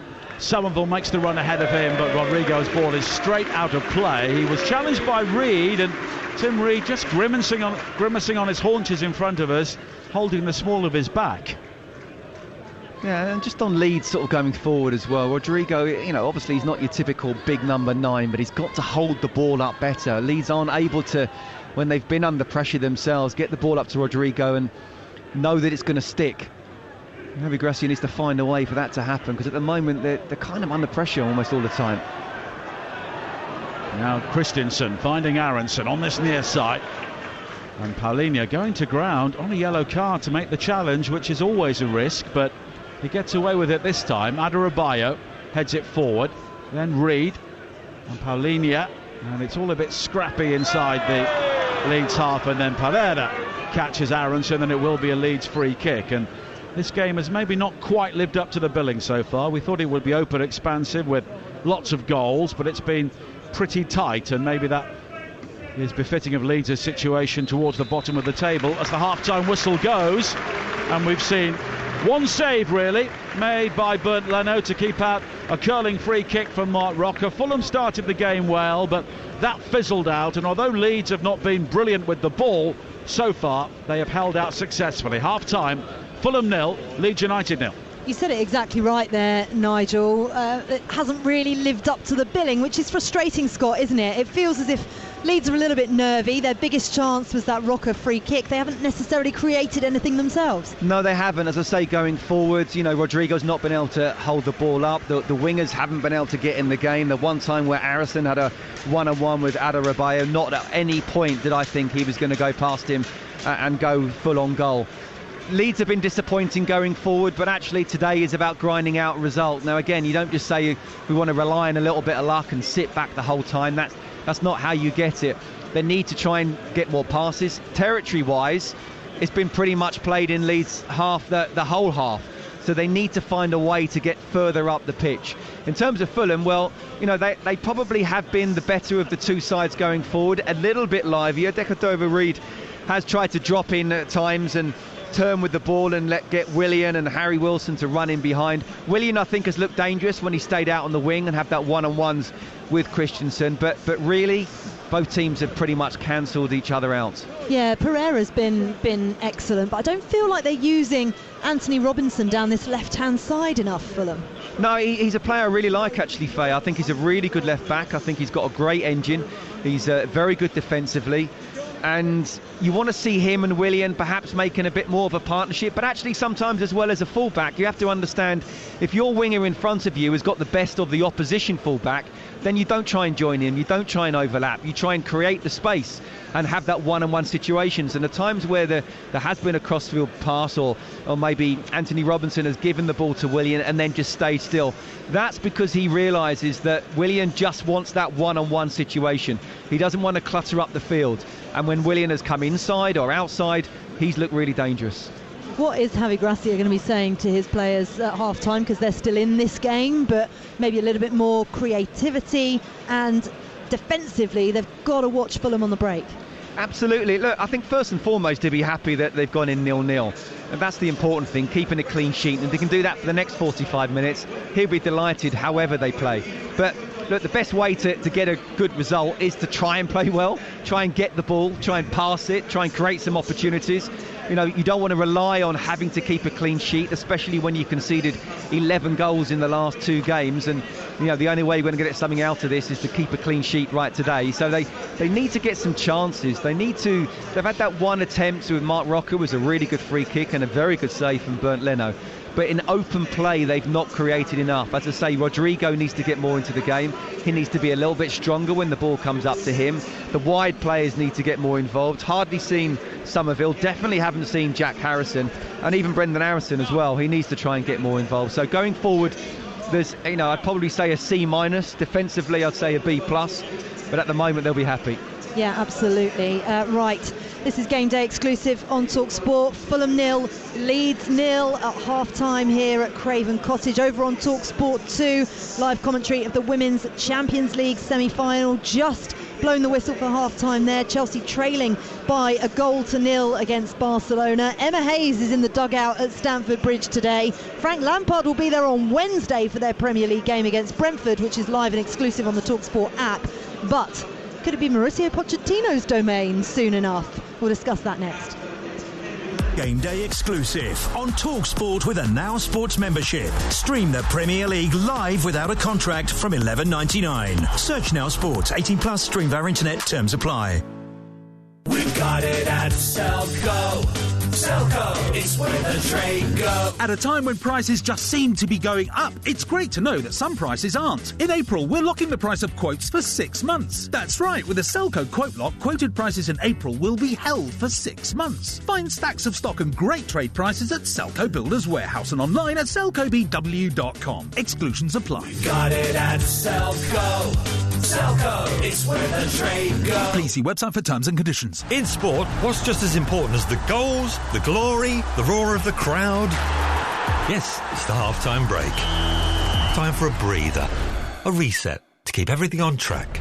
In sports betting, Betfair's safer gambling tools help you do that too, like timeouts, so you take that all-important half-time break, or deposit limits to help you keep count. Manage your play at safergambling.betfair.com. Simple ways to stay on top of your game with Betfair. 18+, begambleaware.org. The new season is here, and The Times on Saturday has all the big interviews, insightful analysis, and stats you need to set you up for a perfect weekend of Premier League action. Subscribe today at thetimes.co.uk/football for provocative and compelling opinions from the best sports writers in the business, including James Gibbrandt, Owen Slott, and the voice of football, Henry Winter. Lovely bit of football. Try it free for 1 month at thetimes.co.uk/football. Auto renews at £26 a month unless cancelled. T's and C's apply. Rodri to De Bruyne, flicked onto Walker. Goal! No one saw that coming. Or as we say in Japan, no warutaka wa tsume o kakusu. The smart hawk hides its talents. For taste beyond expected, Asahi Super Dry, official beer partners of Manchester City. Enjoy responsibly. Visit drinkaware.co.uk. Hello, my friend. Life comes at you fast, so make time for you time with Just Eat. For early times, lunch times, late times, strange times. The perfect times for the McDonald's Sausage and Egg McMuffin, Five Guys Cheeseburger and Strawberry Shake, Domino's Pepperoni Passion, plus more from Costa Coffee, Creams Cafe and Pizza Express. So order now, later, in a bit, whenever. We got it. Did somebody say Just Eat? Product subject to availability in restaurant and serving times. Participating stores only. See justeat.co.uk for details. We all fantasize about our perfect home. Watching the big game cozied up in the snug. Another 7-0 win! Balmy summer nights with the kids playing on the lawn. We're playing real-life football! But come on, this isn't real. Listen, if you're serious about making your fantasy a reality, find out what your home is worth instantly with a free online valuation estimate. Get real about moving. Get on the market. Most common time to obtain an online quote between 1st of June 2022 and 30th of September 2022 was under 3 minutes. Excludes Northern Ireland. And he's barrelled it straight through the midfield into the Village Hotel Pub and Grill Fan Zone, the home of big screen live football. A long volley over the stadium seats by the giant screens into the left-hand corner of the bar, past a winning lineup of ice-cold beers and a magnificent menu of mouth-watering footy food. Result! Enjoy the perfect big match experience with food, drink and live football at a Village Hotel Pub and Grill Fan Zone at 33 UK locations. Find your nearest venue and win monthly prizes, including match tickets at villagehotels.com/fanzone. Get in! Conditions apply. 18 plus. Always drink responsibly. Game day exclusive on TalkSport with Car Finance 24/7. They'll take care of the money stuff so you can focus on finding your dream car. Search Car Finance 24/7 today. Representative APR 19.9%. Car Finance 24/7 is a credit broker, not a lender. TalkSport. Live Monday night Championship football. TalkSport 2. Oh, what a finish! Luton versus Middlesbrough. Meet up in the car park from 6. Kick-off 8 o'clock. Rock. That is brilliant. Monday night On Live Football Tornado. TalkSport 2. This is Game Day exclusive on TalkSport. I'm Faye Carruthers, delicately poised here at Craven Cottage as Leeds try to pull themselves further clear of the relegation places. It's Fulham 0, Leeds 0 at half-time. And a mile and a bit down the road, Chelsea's women trail Barcelona by a 1-0 in their Champions League semi-final first leg at Stamford Bridge. Don't forget, following us, Adrian Durham will be bringing you around the grounds from 2:30 over on TalkSport 2. Liverpool against Nottingham Forest is your Premier League offering. And then, of course, Adrian is at Wembley for that FA Cup semi-final between Manchester City and Sheffield United. He'll be there tomorrow as well for Brighton against Manchester United. Right, let's get the latest from Betfair, the official betting partner of TalkSport's Premier League coverage. Game day on TalkSport with Betfair. Get a hand from Betfair's popular bet builder and easily add our fan favourite football selections to your bet slip. Terms and conditions apply. See support.betfair.com. 18 plus. BeGambleAware.org. Alex Boyes from Betfair is alongside me here in the press box at Craven Cottage. He's a Leeds fan, by the way. How does that first half affect the odds? I saw you wincing on a number of occasions. I winced a few times, but I think all in all we've been pretty starved with goal-mouth action, haven't we? And that is reflected in the odds, with Fulham now 9-5 to go on and win this game. Leeds are 13-5, whilst the draw is as short as 13-10, which is looking most likely at the moment. Looking at the players, Scott said in commentary, William's been probably Fulham's best player, but Harrison Reed, he's 20-1 to score first, and I bring him up because Leeds are struggling to track those third-man runs. He's 20-1. He did score at Ellen Road earlier in the season, while Somerville for Leeds, he's the one who's looked to make things happen. He's looked dangerous. He's 7-1 to score any time in this second half. I wish you the best of luck for the second half, Alex, although the Fulham fans sat behind me aren't wishing you any luck whatsoever. Now I've outed you. I'm live on air, so I can't talk to you about it right now, but in a second I will do, I promise. That odds update, all thanks to Betfair, returns accurate as of 10 minutes ago. For verification, see betfair.com. Over 18s only. Conditions apply. Go to begambleaware.org. Game day on TalkSport with Betfair. Get a hand from Betfair's popular bet builder and easily add our fan favourite football selections to your bet slip. Terms and conditions apply. See support.betfair.com. 18 plus. BeGambleAware.org. Speaking of odds, Scott Minto, Mauricio Pochettino now favourite to take over at Chelsea after Julian Nagelsmann withdrew from the process. What do your sources at Stamford Bridge tell you? Well, I haven't got Jim White's sources, but... no one's got those sources. No. Do you know what, Faye? I don't know. I don't know what's happening. I understand that they want to go through a process and go through the right man, and they don't want to go what they've happened this season where they thought they had the right man, stuck him on a 5-year contract and sacked him before the season finished. But at the same time, you can't afford to wait. And the likes of Julian Nagelsmann and Luis Enrique, they don't want to be interviewed. They don't want to be put on a short list. You know, you either want me or you don't. And I think they've lost both of them now because of that. I don't know, I think you've got to take the ego out of that at the end of the day. It's a big job. You've got to get the right man, Faye. And if the right man has that type of ego, well, he has that type of ego for a reason. That's not to say you pander to him, you tell him how it is and that this is how we're going to deal with things because they are the owners, and I get that. But at the same time, if you're dilly-dallying and then these candidates walk away, what does that tell you? You know, so what you're saying is, and I'm not saying that Poch is, you're happy to get a sort of almost like a second-class one because you've got the best of the rest now because you wanted to take your time. You have to quickly identify who is the right man. And, OK, if you have that, or you speak to him, and he comes across and he's saying, do you know what, I can't work with this guy. I get that, but just to wait and they're pulling themselves away from the Chelsea job, which should be one of the best jobs in the world. I'm not having that personally, but look, I think Poch has done great with Spurs. I think Spurs fans would be very sad to see him in the Chelsea dugout if that happens. Do I think he's an elite manager? I'm not so sure, but will he certainly take Chelsea back to the next level? Yes. Will he be someone who is able to work up as well as down? Yes. And will he bring in what is, or make the most of, what are a large group of young players at Chelsea and get the best out of them? Well, that's kind of what he does. So he ticks a lot of boxes. He just personally wouldn't be my number one choice. Is that your Chelsea fan speaking there? Because, you know, no love lost between Chelsea and Tottenham. No, not at all. This is a purely professional... Second-class manager, though, you said. No, I clarified that by saying I'm not talking about being Poch. Cheeky with you. You're being very cheeky. But the social media team will probably make a field day of that. No, I'm not saying Poch is second class by any stretch of the imagination. What I'm saying is he's not the number one choice for me. Okay. You know, there's no Spurs bias at all. You know, it's a purely professional head-on talking now, and I would have gone for Nagelsmann. I would have gone for Luis Enrique as a number two, but both of those have ruled themselves out. Now, they've ruled themselves out of the Chelsea job, really? You know, I don't think that should be happening. I think Chelsea should be saying, look, we want you, here it is, can we make it work?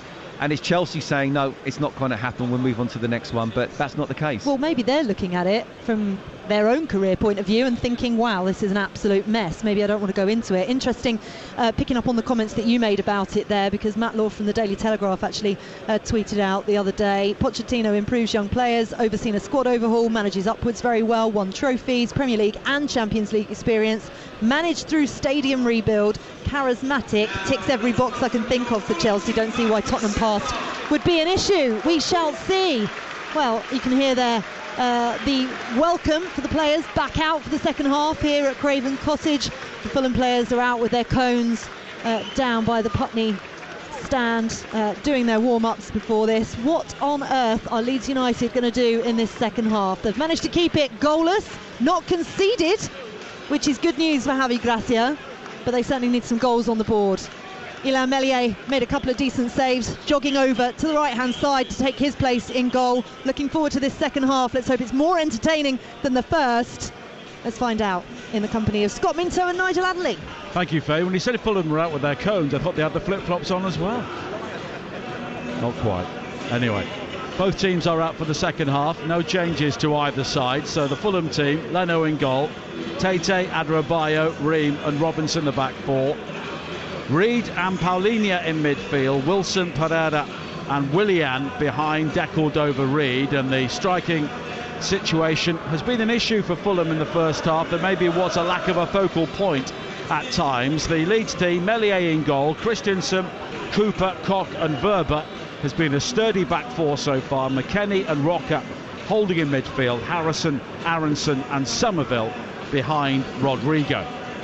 And it's Fulham who will get the second half underway in their white shirts, black shorts and white socks, playing towards the Hammersmith end away to our right-hand side. And I was talking about the non-foul involving Aronson and Paulinho with a couple of our colleagues at half-time, Scott, and they mentioned the point that maybe if he hadn't been throwing himself around earlier on, Peter Banks would have maybe looked on that a bit more favourably. I think a referee should look at each foul on an individual basis, to be honest with you. I thought there was contact. I think it was a foul. I don't think it was a penalty. I don't think it even would have been a second yellow card, but I think it was a foul. I think it's down to the referees to say, look, I'm going to look at each individual one, and if you feel that as a player, from a referee's point of view, that a player's diving too much, go and have a word with him. Here is Tete on this near side, down the line for McKennie, but it's quickly cut out. Verba, though, just shrugs his shoulders in exasperation as he can't pick out Rodrigo, and it's back to Leno away to our left-hand side once again. So 0-0 here on TalkSport, and I'm sure that Leeds were relieved to play 45 minutes without conceding after what's happened at the end of their two previous games, losing back-to-back home games, conceding at least 5 goals for the first time in their history. And 16 goals in 4 games in the month of April so far. One more than the entirety of 2023 combined, but they've managed to hold out fairly comfortably so far. As Harrison Reed just pulls up his shorts to just look at his left hamstring in front of us, and then retreats as Verba takes a throw in for Leeds. Nodded away though by Adarabioyo, and it will be a throw in again on this near side.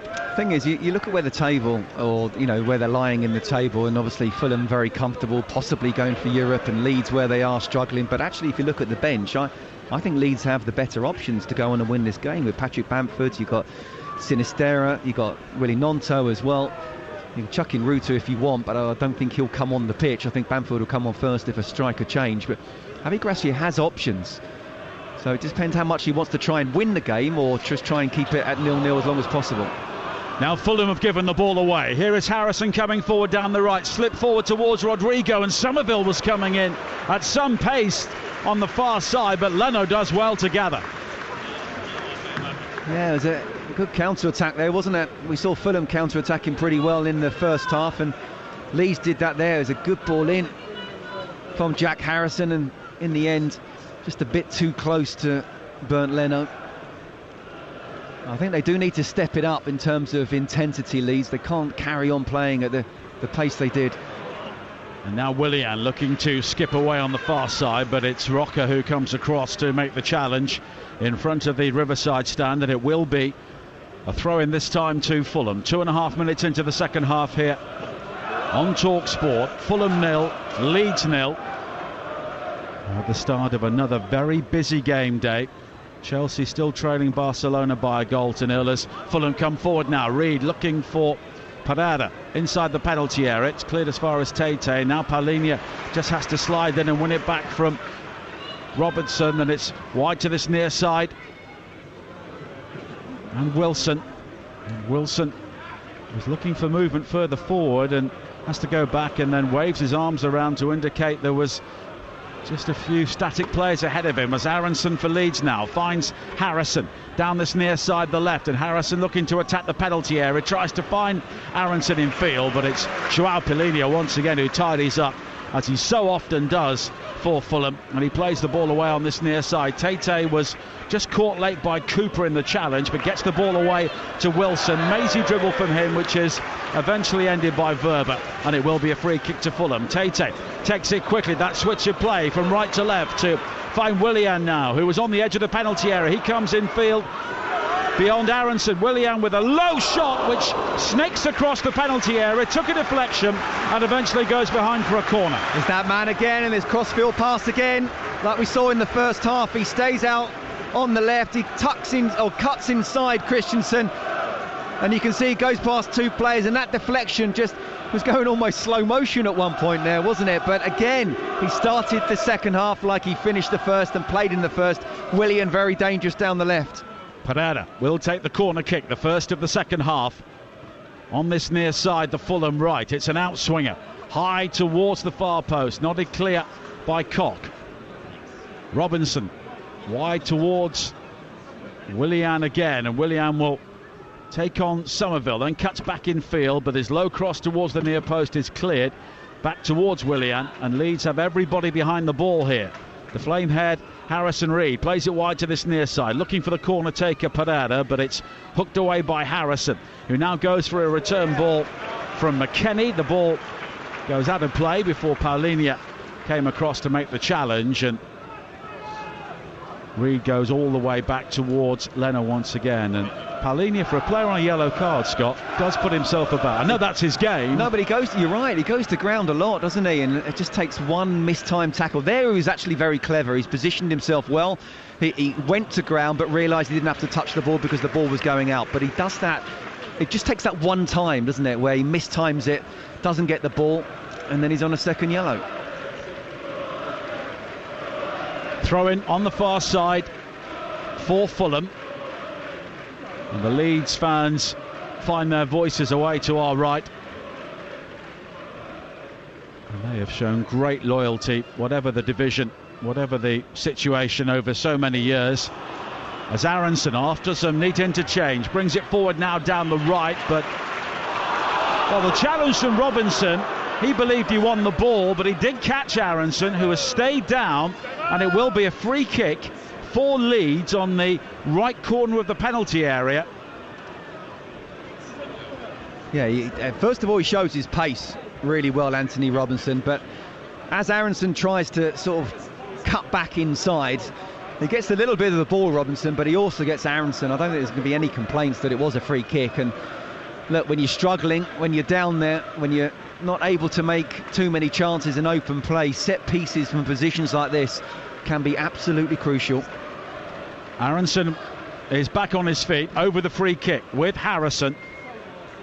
Not too far away from the penalty area. On the far side, the Leeds right. And they have got everybody forward here, apart from Christensen, who himself is stood midway inside the Fulham half.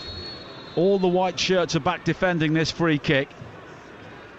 Harrison whips it in, headed away at the near post. The flag's raised for offside, and the spell of pressure quickly deflates for Leeds. What a waste. What a waste. First of all, it wasn't a good free kick from Harrison, and two, who is offside there? My goodness me.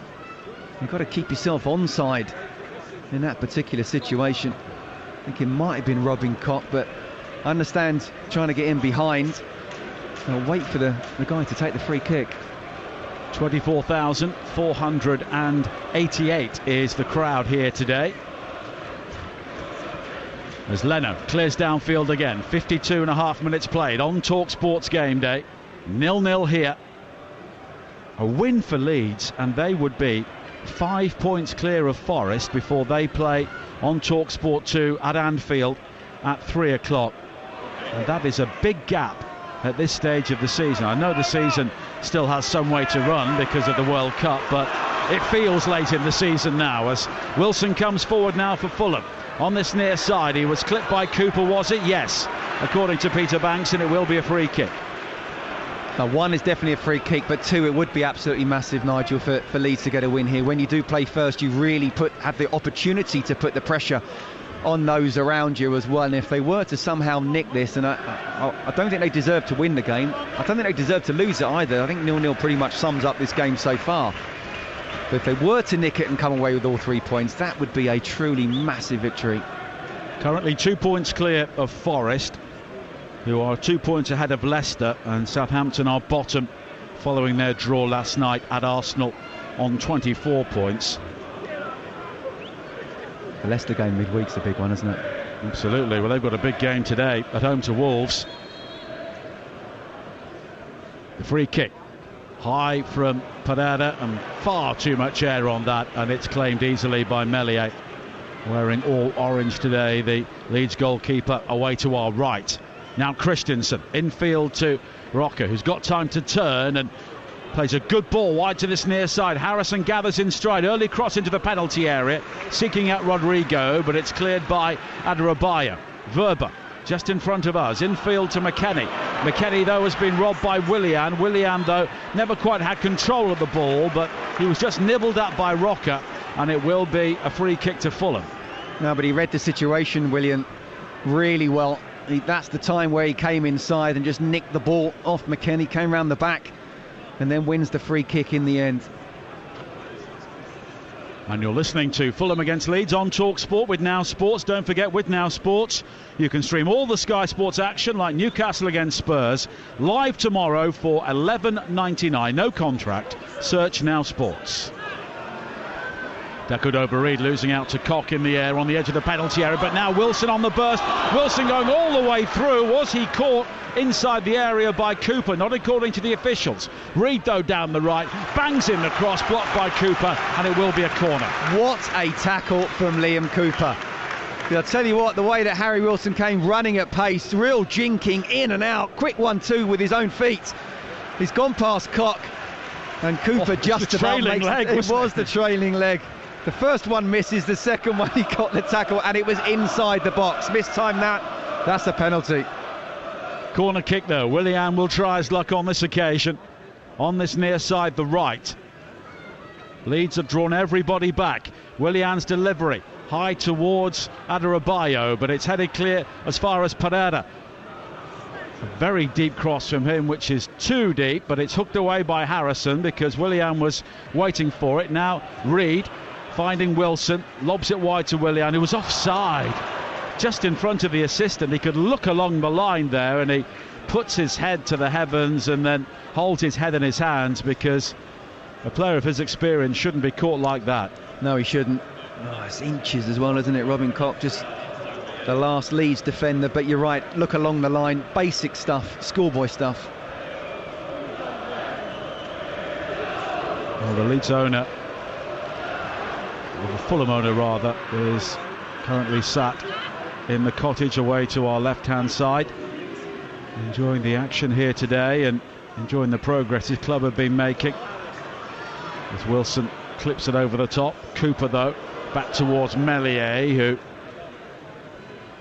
bangs it high downfield, but Tete quickly heads it forward. Verba, though, winning it in the air above Wilson, as he should do.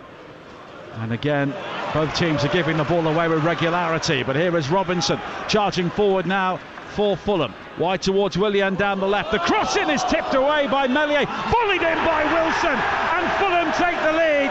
An emphatic finish by Harry Wilson, hammered in from close range. Only his second goal of the season, but it's his second in successive games, and it's an absolute hammer blow for Leeds as they fight relegation. Fulham 1, Leeds 0. And that goal comes from Anthony Robinson, the left back. Faye and I were talking about not seeing much of him in the first half, and that's because he just wanted to give space and time to Willian. But this time he comes inside from his own half. He runs with the ball, very clever, draws a few defenders in, then plays the ball out to Willian, who has to put the cross in first time on his left foot. It's a decent cross, but it's a mistake for Meslier. You know, you either catch the ball or you make a proper punch, and it's fallen down to Harry Wilson, who still has a lot to do. But technique on his left foot, he lets it bounce, and he's able to get his body over it as well to keep it down. It looks like it might go over, but it hits the bar and goes in, gives Meslier no chance whatsoever. But that is a mistake from the Leeds United goalkeeper there. 1-0 Fulham. If he'd left it, I think Verba would have dealt with it. That's the thing. Absolutely. And again, you know, listen, he's still young. He's been under pressure a lot this season. He's made some very good saves. But in terms of the context of this particular game, goalkeepers that don't have a lot to do and then something like that happens, you have to do it spot on. It's a mistake. He's misread the situation. He's misread the flight of the ball, and it's led to the goal. Tete now concedes a corner at the other end because there's a high ball in, and he just really tipped it up in the air, but by doing that he just sold Verba completely, because he was heading towards the ball, then he was out of position and Wilson had time to hammer the ball in.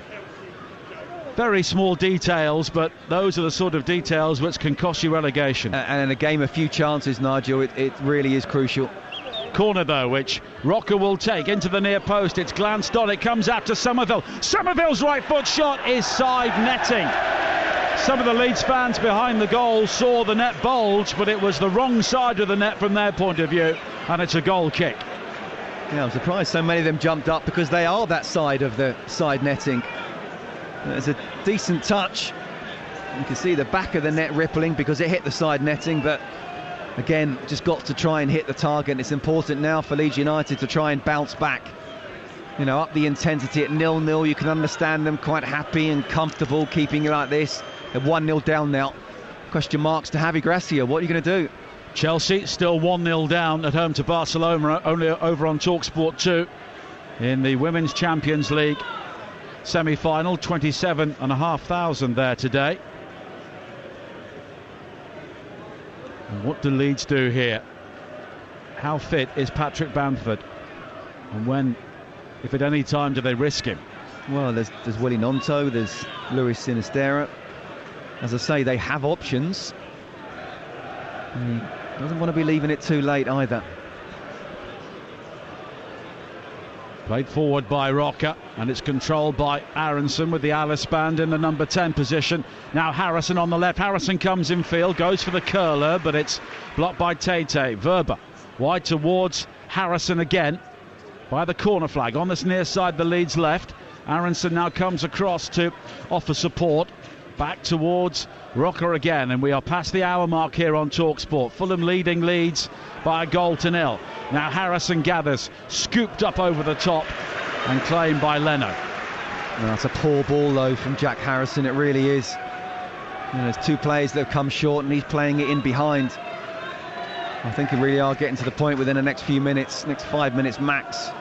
Javi Gracia needs to make some changes. I'd maybe take Harrison off, Aronson off, Willie Nonto to come on. Interesting to see whether he does play Patrick Bamford or Sinisterra, but I'll definitely make some subs now. Well, we'll find out very soon because there is movement on the Leeds bench already.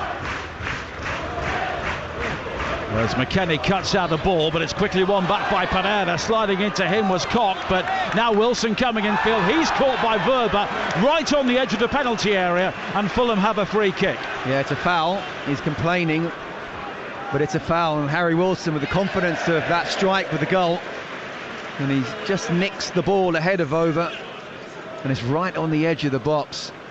18 yards and a couple of inches, just a little bit to the right of the goal as you look at the goal. And one thing Leeds United cannot afford to do is concede a second. And he's shown a yellow card as well, Maximilian Verba. And Leeds, I suppose, showing the urgency of the situation, but so many of their players are lunging in recklessly all over the field at the moment. Well, it shows that they're not quite positioned right. You know, if you're continually diving around all the time, then you're not in the right place, or you're certainly struggling under pressure. Pereira and Wilson will take the free kick. The Leeds player is lying behind the wall. Crescencio Somerville is the draft excluder. And a goal now, and that will surely be it for Leeds here today. It's Pereira who curls it over the wall, off the crossbar. Meslier was nowhere there, and the bar is still shuddering. But here is Willian down the left, finding Reed. Back towards Willian again, and Willian bobbing and weaving towards the byline, drives it across, but it's off Rodrigo behind for a corner. And Willian clatters into the advertising hoardings, and he looks to be in some trouble, although he seems to be saying he's okay. Yeah, I think he's okay. I think he's just... It's a heck of a tackle from Rodrigo. Now, looking back at the free kick, Pereira doesn't even go in the end of the goal, either side. It goes down the middle and hits the crossbar. Meslier is still beaten. Pace, power, just not quite enough dip. Well, Patrick Bamford and Luis Sinisterra will be coming on soon for Leeds, but not before this corner kick. And Willian is still receiving treatment off the field of play here, but he's so close to it because it's all rather intimate here at pitch side. Not too much room around the pitch. There is a dip, and now the changes are being made, and it's Aronson who is the first player withdrawn, and Rodrigo is the second. So Bamford and Sinisterra replacing Rodrigo and Aronson. So you were half right. But he could have taken off 3 or 4 attacking players, because to be honest they've not really done much as a collective. I think he could have taken any of the attacking players off. I really do. Interesting. Willie Nonto still clearly not fit. Yeah, I mean that's the decision which Leeds fans, I'm sure, will be contemplating, and if they lose this game they'll certainly be contemplating. Willian is just ruefully rubbing the back of his head and is making his way around the edge of the pitch at the moment, and it's not clear at the moment if he'll be coming back on.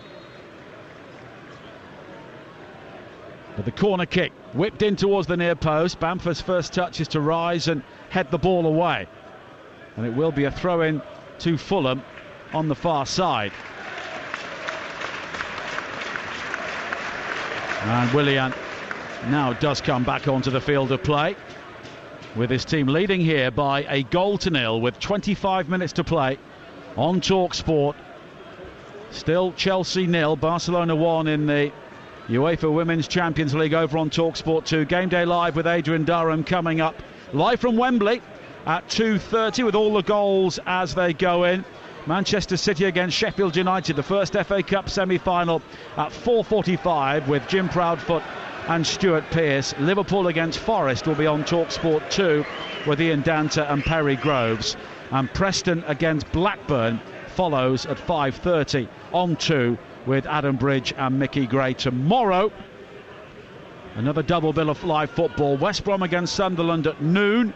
That's on TalkSport 2 with Ian Danta and Chris Awellamo. 4:30 Brighton Man United, second FA Cup semi-final with Sam Matterface and Dean Ashton, as another yellow card is shown on this near side for another rash Leeds challenge, which has left Joao Palhinha on the turf. And once again it was another Leeds challenge which was caused because Liam Cooper overran the ball and then lunged in over the ball on Palhinha. You can't make those challenges nowadays. I'll tell you what, any higher that would have been a red. He's almost come over the top of the ball. And you know, we talked about lacking leaders in the last couple of games, and he's certainly a leader, Liam Cooper. He's injured himself making the challenge. He's down as well, and now he will receive some treatment as we approach the midpoint of the second half here on TalkSport. Joao Palhinha hobbles back to his feet, but Cooper, I think, may have injured his knee. It was his right knee which wasn't really braced for the impact as he slid into Joao Palhinha there. Yeah, but it looks like it was an impact one, which is good. He might have a bruise that comes up a little bit later, might even have a bump, but he'll get through that. It's not as if he's done ligaments. Currently Fulham 1, Leeds 0. For the latest odds, head to Betfair, the official betting partner of TalkSport's Premier League coverage. Right now, you can get Fulham at 4-1 on, the draw at 7-2. Leeds to come back and win at 19-1, all thanks to Betfair. 18 plus, begambleaware.org.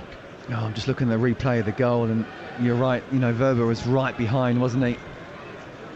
I mean, you wonder if any kind of communication can come in, but as a fullback, if you're seeing your goalkeeper go for it, you've got to trust him. You can't say let it go.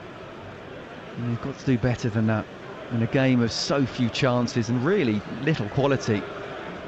That was a great strike from Harry Wilson, just keeping it down, but a big mistake from the goalkeeper. Well, Meslier is 23, but he's not inexperienced. He's been around the Leeds first team picture for a long time. He was given his head by Marcelo Bielsa, and he's had a revolving door of defenders in front of him the last couple of years, and as a result of that, Leeds have conceded plenty of goals. But maybe your confidence is not because you are conceding so many goals, even if they're not necessarily your fault. It can't be easy. You know, look at Aaron Ramsdale when he went out on loan, and people was, when he first signed for Arsenal, you know, sorry, he's not good enough. Well, he's shown he is, but it's not easy when you're in a side that's struggling, conceding chances, and you can turn around and say, well, it's a good chance to shine. Well, it doesn't really work like that. Yes, you get lots of opportunities, but you will make mistakes. Look, he's a big talent, he's a good goalkeeper, but that is a mistake there from him.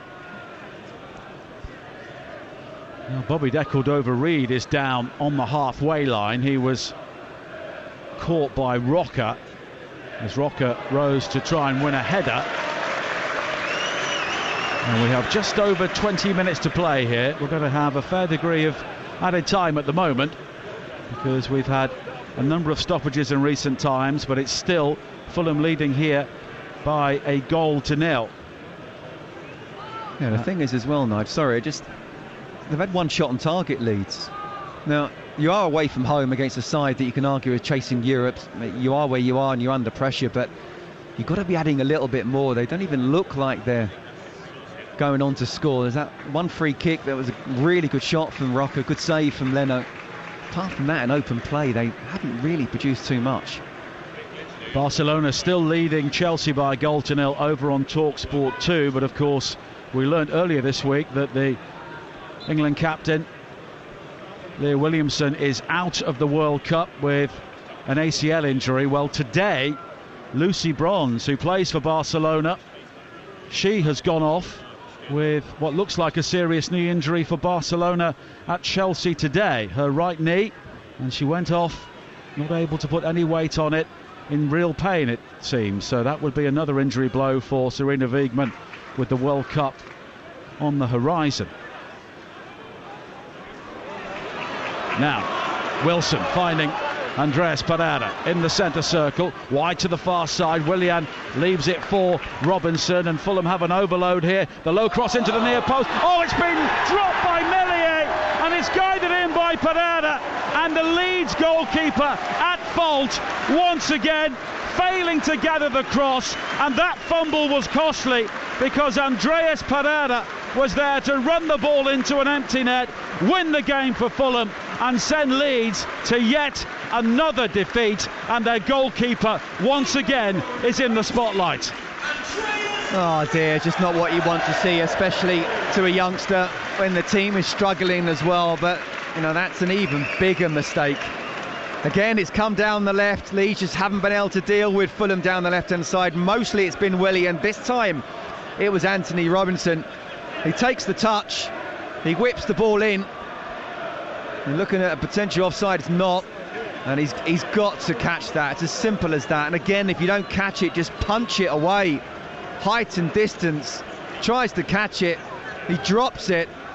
And it goes right into the path of Andreas Pereira. In fact, I don't even think he's tried to catch it. It looks like he's parried it. How can he parry it?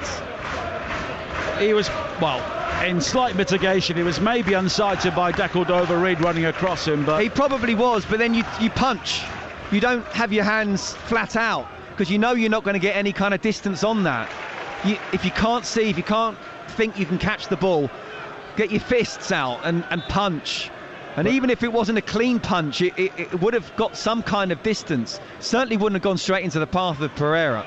But he patted it down into the 6-yard area, and Pereira was there to score his 5th goal of the season, but his first here at Craven Cottage. Now at the other end, Bamford goes round the goalkeeper, and Harrison tries to guide it into an empty net, but it's blocked by Robinson, and Harrison is flagged offside. Well, yeah, it wouldn't have mattered anyway, but again, great defending from Anthony Robinson, showing that he's not just good going forward, but left-backs can defend.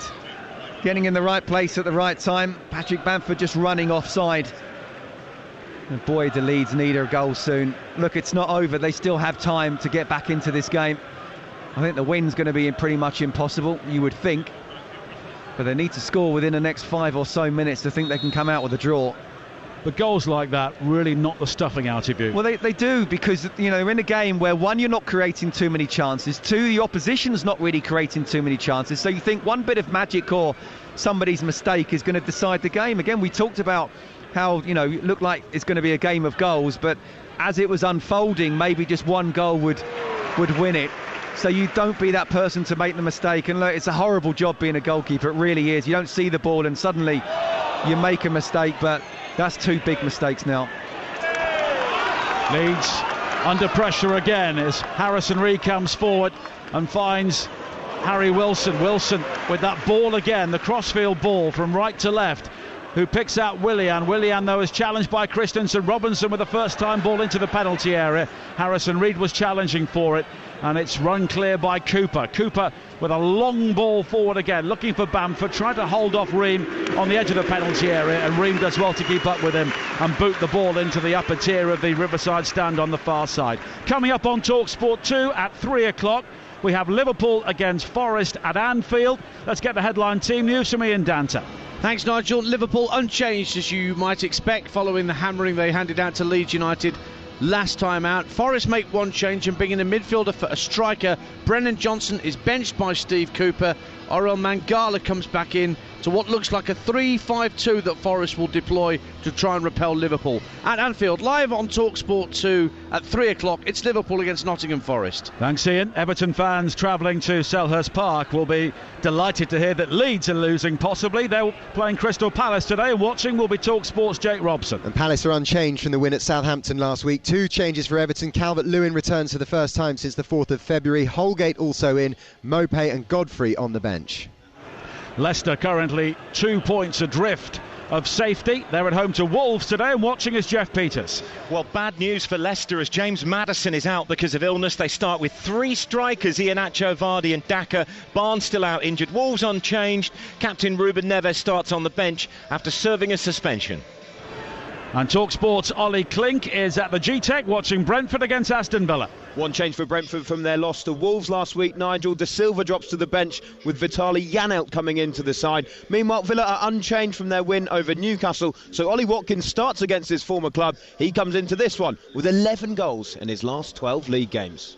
Cheers, Ollie. Leeds coming forward now with Somerville. Good ball to find McKennie inside the area, but Leno is there to dive at his feet and gather safely inside the 6-yard area. And we have 13 minutes to play here on TalkSport. It is Fulham 2, Leeds 0. And Scott Minto, can you see any way back for Leeds? Well, not what we've seen so far, no. You know, he's made substitutions. I perhaps would have put Nonto on. I think he can last 25 minutes. I think he can last 15 minutes. Now Sinistera stepping away from Adarabioyo, finding Somerville inside the penalty area. Somerville has a shot, it's blocked, and then he tries to bear down on goal. He collides with Leno, it's cleared away, and here is Rocker now. Left foot shot from him is tipped over the top from Leno, and Leeds suddenly go close, but Leno is there again to deny them. Well, it's better. It's what Leeds United need to do. Need to get on the attack, get this intensity a little bit higher. Mark Rocker, we saw him producing or making Bernd Leno produce a really good save in the first half. It was one of those, is pretty simple save, good strike, but it was straight at the keeper, so a literal tip over, 2-3 yards either side, and I think it would have been game on. 13 minutes to play. Fulham 2, Leeds 0 here on TalkSport. Leeds pushing hard for a potential lifeline. The corner from Rocker into the near post is headed away, and he will get another go in front of those Leeds fans who looked pretty demoralised after that second goal and the second error in the second half from Ilian Meslier. Rocker again whipping the ball in, headed away by Wilson again, and it will be another corner. And some of the Leeds fans are saying, come on, give this one maybe a bit more air. But it's flat again into the near post, and Wilson is there again to clear, and the Leeds fans now getting really irate. It's the 4th corner in this sequence, and the first 3 have all gone in exactly the same place. Watch Patrick Bamford just peel out to the far post now. This one might be overhit. Well, there are 2 balls on the pitch at the moment, so there'll be a delay. There'll be more movement from both benches shortly. It's a deeper corner this time, but Cooper challenging at the near post, headed away, but gathered by Rocker. Rocker driving in the cross, but Ream is there to meet it. Christensen dabs it wide to Somerville. Somerville finding Cooper. Cooper drives it in left-footed, low into the penalty area, back heel towards goal, and it's deflected in. And Leeds do have a lifeline in this game. I'm not sure who got the final touch. It may go down as an own goal in the end, but it was scrappy defending from Fulham, and Leeds made them pay 2-1. Absolutely. And you asked me, did I see Leeds coming back? Well, what I'd seen, no, but since that moment, it has been all Leeds United. The ball was played in from Liam Cooper, that well-known left winger, and it was cut back in the end. And I think, Bamford. Patrick Bamford. He always finds himself in the right place at the right time, doesn't he? The ball fell to him. A slight defection on the line, but I'd be surprised if it doesn't actually finish with Patrick Bamford. Paulinho certainly won't want the goal as an own goal. Well, it was Somerville with a back heel towards goal, and it skewed up to Bamford. An instinctive jab from him, and it bobbled in. He reacted really well. He reacted really well, didn't he? Because you're right, it was instinctive. He's almost just sticking the leg out, the foot out, but he knew exactly where the goal was, where he wanted the ball to go. Not in full control of the strike, but that's what he can do. That's what he can add. Now Wilson at the other end. Weston McKennie and Jack Harrison have both gone off for Leeds, replaced by Adam Forshaw and Wilfred Gnonto, who has got just over 10 minutes here to see what he can do. Adarabioyo with a long ball forward for Fulham, and tackled over Reed is offside. Well, if Leeds could just pick up a point here in the circumstances, that would be massive for them. And both teams have scored, and we're not too far away from phase 2-2. Oh, she's just cashed out, I've been told. I can't believe that, Faye. Now Reed finding Wilson on the edge of the penalty area, back towards Reed, but he's gone down and he's been fouled, and it's a free kick for Fulham in a very good area once again. But I think it's been very much a slow burner, this game, but the last 10 minutes could be very exciting because Leeds United have to go for it. They really do. You know, substitutions being made, they have to step it up. Fulham will look to try and get them on the counter. Faye has cashed out for £155, which is good news for the charity. Well done. Bobby Deckled over Reed, comes off, and Vinicius comes on to replace him. Only scored 2 goals this season, but this is 15th appearance from the bench. And Harrison Reed is the other player who goes off. And Sasa Lukic will come on to replace him.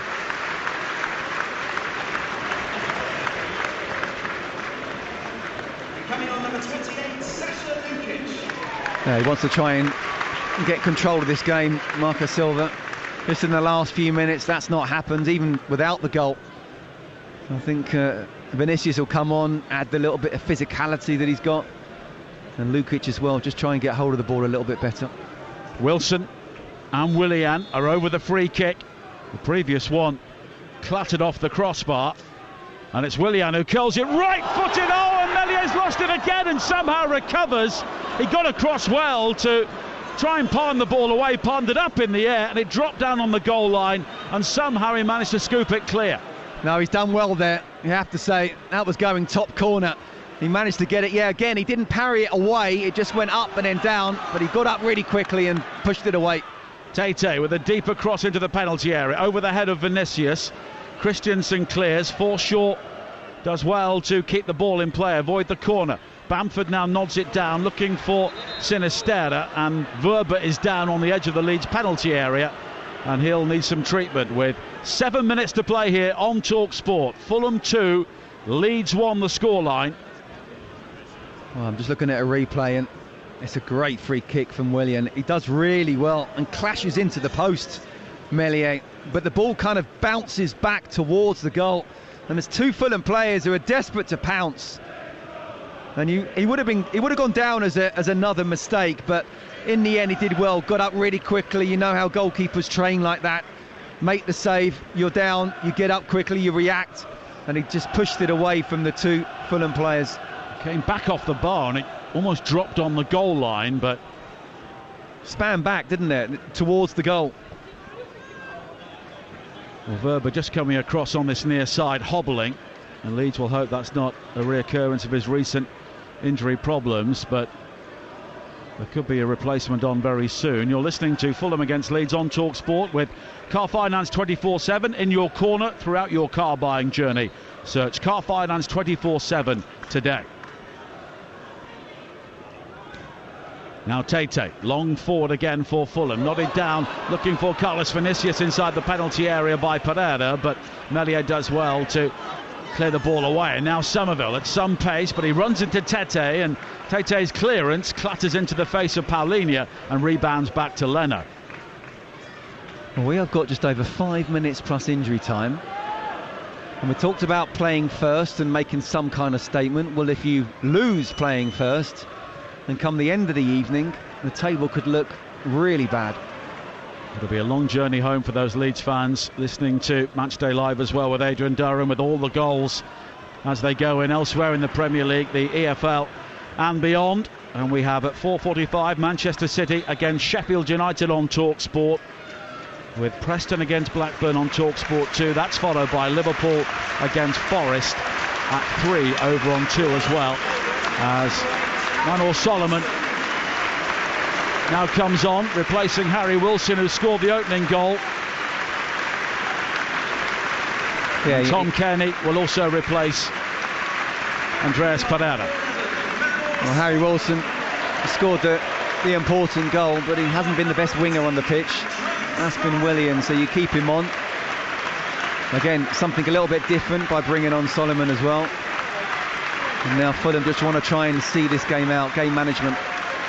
Still Chelsea 0, Barcelona 1 over on TalkSport 2 in the Women's Champions League semi-final first leg. And don't forget, all 10 Premier League games across the TalkSport network, Tuesday, Wednesday and Thursday, including on Wednesday night, Manchester City against Arsenal. Nowhere else on national radio other than TalkSport. Download the TalkSport app, go to the live commentary section, and you can swipe between your choice of game this week from the Premier League on TalkSport and TalkSport 2. And some of those games will be only available on the app. As a long ball is played forward for Leeds, looking for Sinisterra, but Tete is able to chest the ball down and clear. Koch lofts it wide to the far side. Nonto will try to get there before Robinson, but the ball just beats them both out of play, and it will be a throw-in for Fulham. 2-1 Fulham lead. And Leeds' goal has been confirmed as a João Palhinha own goal, which does seem slightly harsh. Not even that. You sounded like Professor Yaffle there. That's one for the teenagers. You're showing your age. Bagpuss, isn't it? Yes. We're both showing our age. Well, we couldn't really see, but maybe Bamford's shot wasn't going in, but on the viewings we saw, it looked as though it was. Yeah, we didn't see an angle that showed it going outside the goal. Maybe, yeah, harsh. Palhinha doesn't want it, Bamford does. I mean, a lot more to Patrick Bamford, even if Leeds don't win here today, or even lose, because he's needing goals, needing minutes on the field. Kearney for Fulham, wide to the far side, the left, and Willian. Kearney continues his run. Had the opportunity to cross, he nutmegs Koch and then plays it back towards Willian. Willian maybe thought about the right-footed curler, but it lofts it across to this near side, and Tete looking to hit the byline. He puts another cross in. Meslier scampers across his goal line as Christensen and Nonto manage to eventually combine to clear the ball away, and Reen brings it down on his chest and goes all the way back towards Leno. And there's a rather frenetic air to this game in the final 2.5 minutes here, with Fulham leading by 2-1. So they will close the gap on Brighton, who are currently 7th, which could be the final European place. We'll have to wait and see. Of course, Brighton in action at Wembley tomorrow against Manchester United at 4:30 live on TalkSport in the FA Cup semi-final. But Willian is down again on the far side. Yeah, I don't know who are favourites to that semi-final, by the way. I know who they are today, I don't know who they are tomorrow. Well, after Thursday night, Brighton. Yeah. But look, you talk about being frenetic in the last few minutes of this game. That will suit Leeds. That's what they want. They want to try and, you know, play with a real high intensity, make it end-to-end almost, just risk the fact that they want to try and get the goal that they might concede, but they might as well lose 3-1 as 2-1. We'll just put an angle on our monitor of the shot. You're going to tell me it was going wide? It was going wide, yes.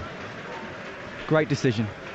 It was the angle from the other end of the ground, looking down the pitch, and you could see that it was probably going to hit the post, which, of course, is not on target, so it will go down as João Palhinha's own goal. And own goals in successive home games for Fulham. Of course, they lost here to West Ham thanks to an own goal from Harrison Reed. It is on target if it hits the post and goes in. Yeah, but they clearly believe that it was going to hit the post and go out. I don't make the rules. I'll let it go. Now Koch, wide to the far side. And here is Christensen. And now Nonto, wide towards Christensen again. The early ball forward. Adebayo gets there first to clear the ball away.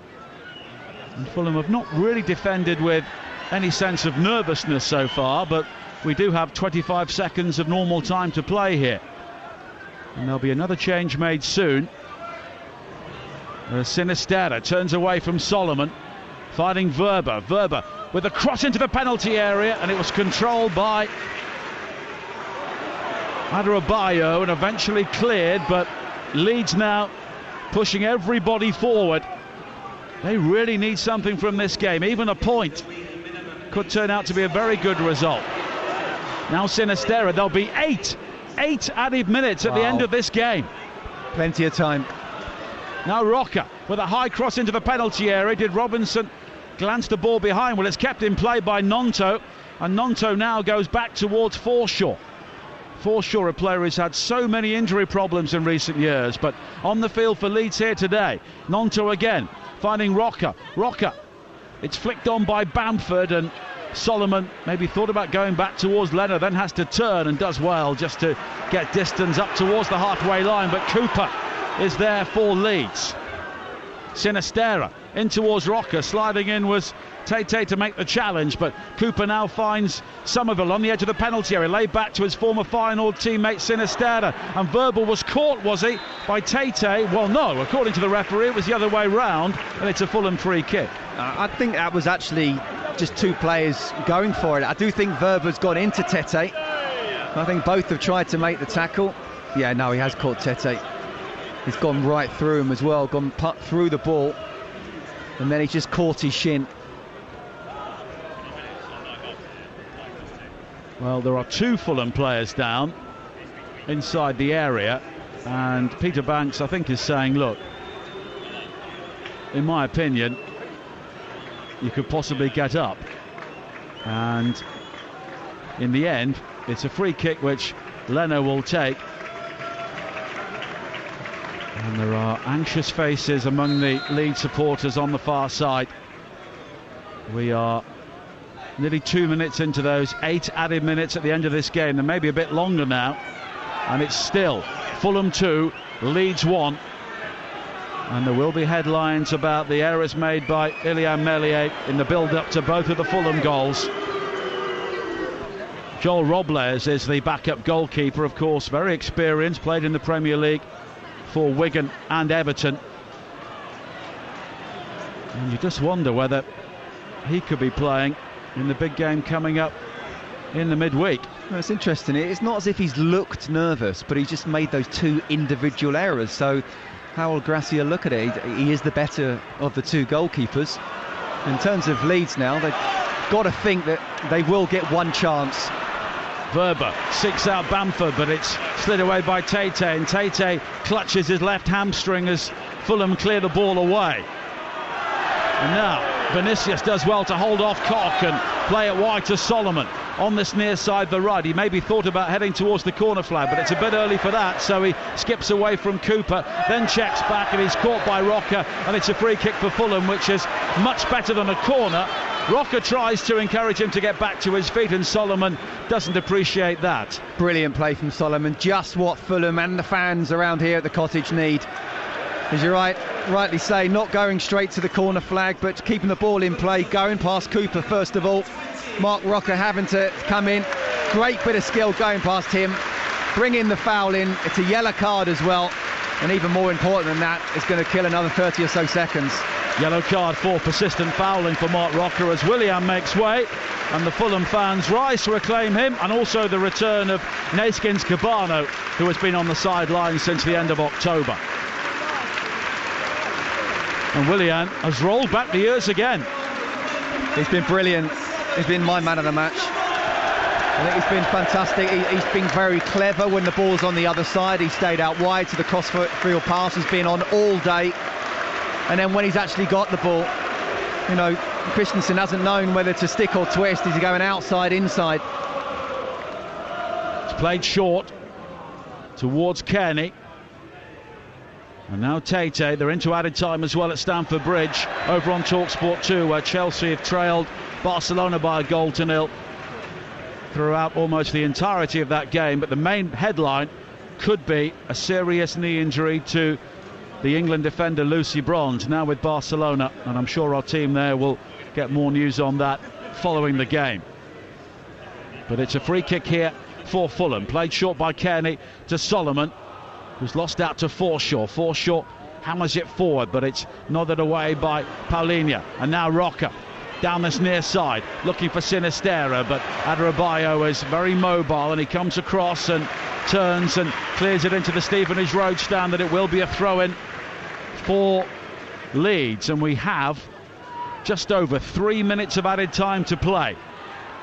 Fulham 2, Leeds 1 here on TalkSport. Game Day Live with Adrian Durran coming up live from Wembley at the end of this game. Somerville Wide to the far side and Forshaw into Nonto on the edge of the penalty area, almost wriggles away from the challenge of Robinson. The cross in from Christensen is deflected at the near post and gathered by Leno. Yeah, Nonto, when he's on the ball, he does look dangerous, doesn't he? And the ball finds itself out to Christensen, and Robinson comes so close. Again, really good defending from the left back. You know, quite often you see fullbacks now just staying 2 or 3 yards off. The cross comes in. The defenders have to deal with it, but now he's got tight deflection and it's gone straight to the goalkeeper.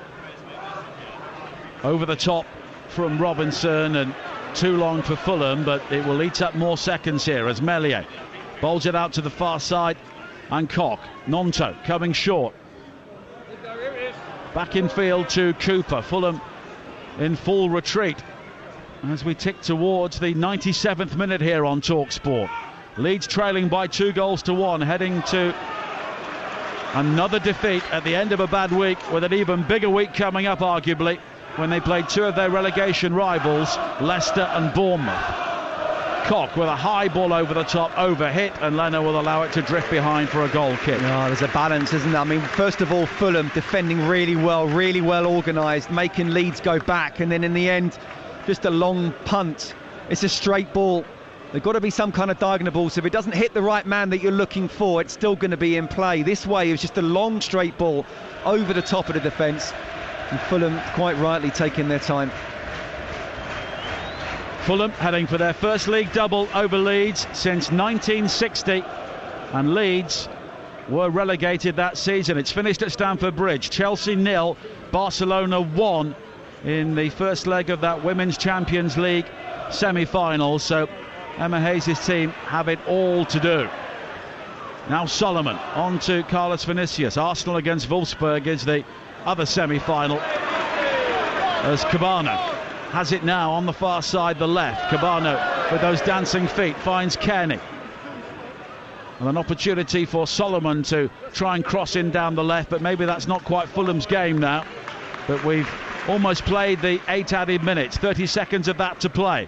Kearney for Fulham again, looking to play keep ball on the edge of the Leeds penalty area. Now it falls to Carlos Vinicius, but Verber is there to slash the ball clear. Roca with a high ball over the top, but it's quickly returned by Adebayo. Carlos Vinicius brings it down, but it's cleared away by Verber high up towards the halfway line, and then it's nodded clear by Sinisterra. Bamford quickly on to Somerville, and Tate steps in to win it back for Fulham, and Paulinho will clear the ball away. And we are now into the 99th minute at the end of this game. Can Leeds create one final chance here? Koch wide to the far side, and Nonto down the line for Christensen. They've got to get the ball into the penalty area. Christensen, though, is robbed by Robinson. He plays it long downfield. The Fulham fans want the full-time whistle now, but Peter Banks allows Leeds to play on. Nonto again, just inside the centre circle, back to Cooper. Cooper now sends it wide to this near side, and Verber delivers the first time cross into the penalty area, and it's sliced behind by Adebayo. And as we tick towards the 100th minute, it's a corner for Leeds. Well, this is it. This is the moment. 99 minutes played, only 8 minutes of injury time. This is the moment for Leeds United to get somehow a point out of this game. Meslier is forward. What a story this would be if he scores. Mark Roca will take the corner. This is the game in a nutshell for Leeds. They've got to score here to nick a point. Roca's corner, high into the penalty area. It's nodded down by Cooper. Volley clear by Adebayo. Volley towards goal by Nonto. It's wide. It's all over. Fulham have won by 2-1. It's another defeat for Leeds, and they could be back inside the relegation zone tonight. And once again, fingers will be pointed at their goalkeeper, Ilya Meslier, culpable for both of the Fulham goals scored by Harry Wilson and Andreas Pereira. And although they got a late own goal to give them hope from João Paulinho, Leeds failed to get the equalising goal. It's another loss for them. Fulham still have their dreams of Europe, but the spectre of relegation continues to hover over Leeds. Full time, Fulham 2, Leeds United 1. Thank you very much, Nigel. Adrian Durham is at Wembley waiting to bring you all the action from around the grounds before your live commentary of the first FA Cup semi-final of the weekend between Manchester City and Sheffield United. Commentary of Liverpool versus Nottingham Forest is at 3 o'clock over on TalkSport 2, with Steve Cooper's side deep in this relegation battle. They'll certainly have been pleased to see this result. The more teams in the relegation battle, the better from a Forest point of view, and Leeds just didn't do enough, Scott Minto, to get themselves anything out of this game. No, they didn't. It was only right towards the very end where they started to up the tempo. Obviously, Javi Gracia made some substitutions and they looked a little bit better, and Nigel used the word frenetic and he was spot on, and that kind of suited Leeds, really. Fulham wanted to calm it down, but you have to say, no matter what substitutions you make, no matter what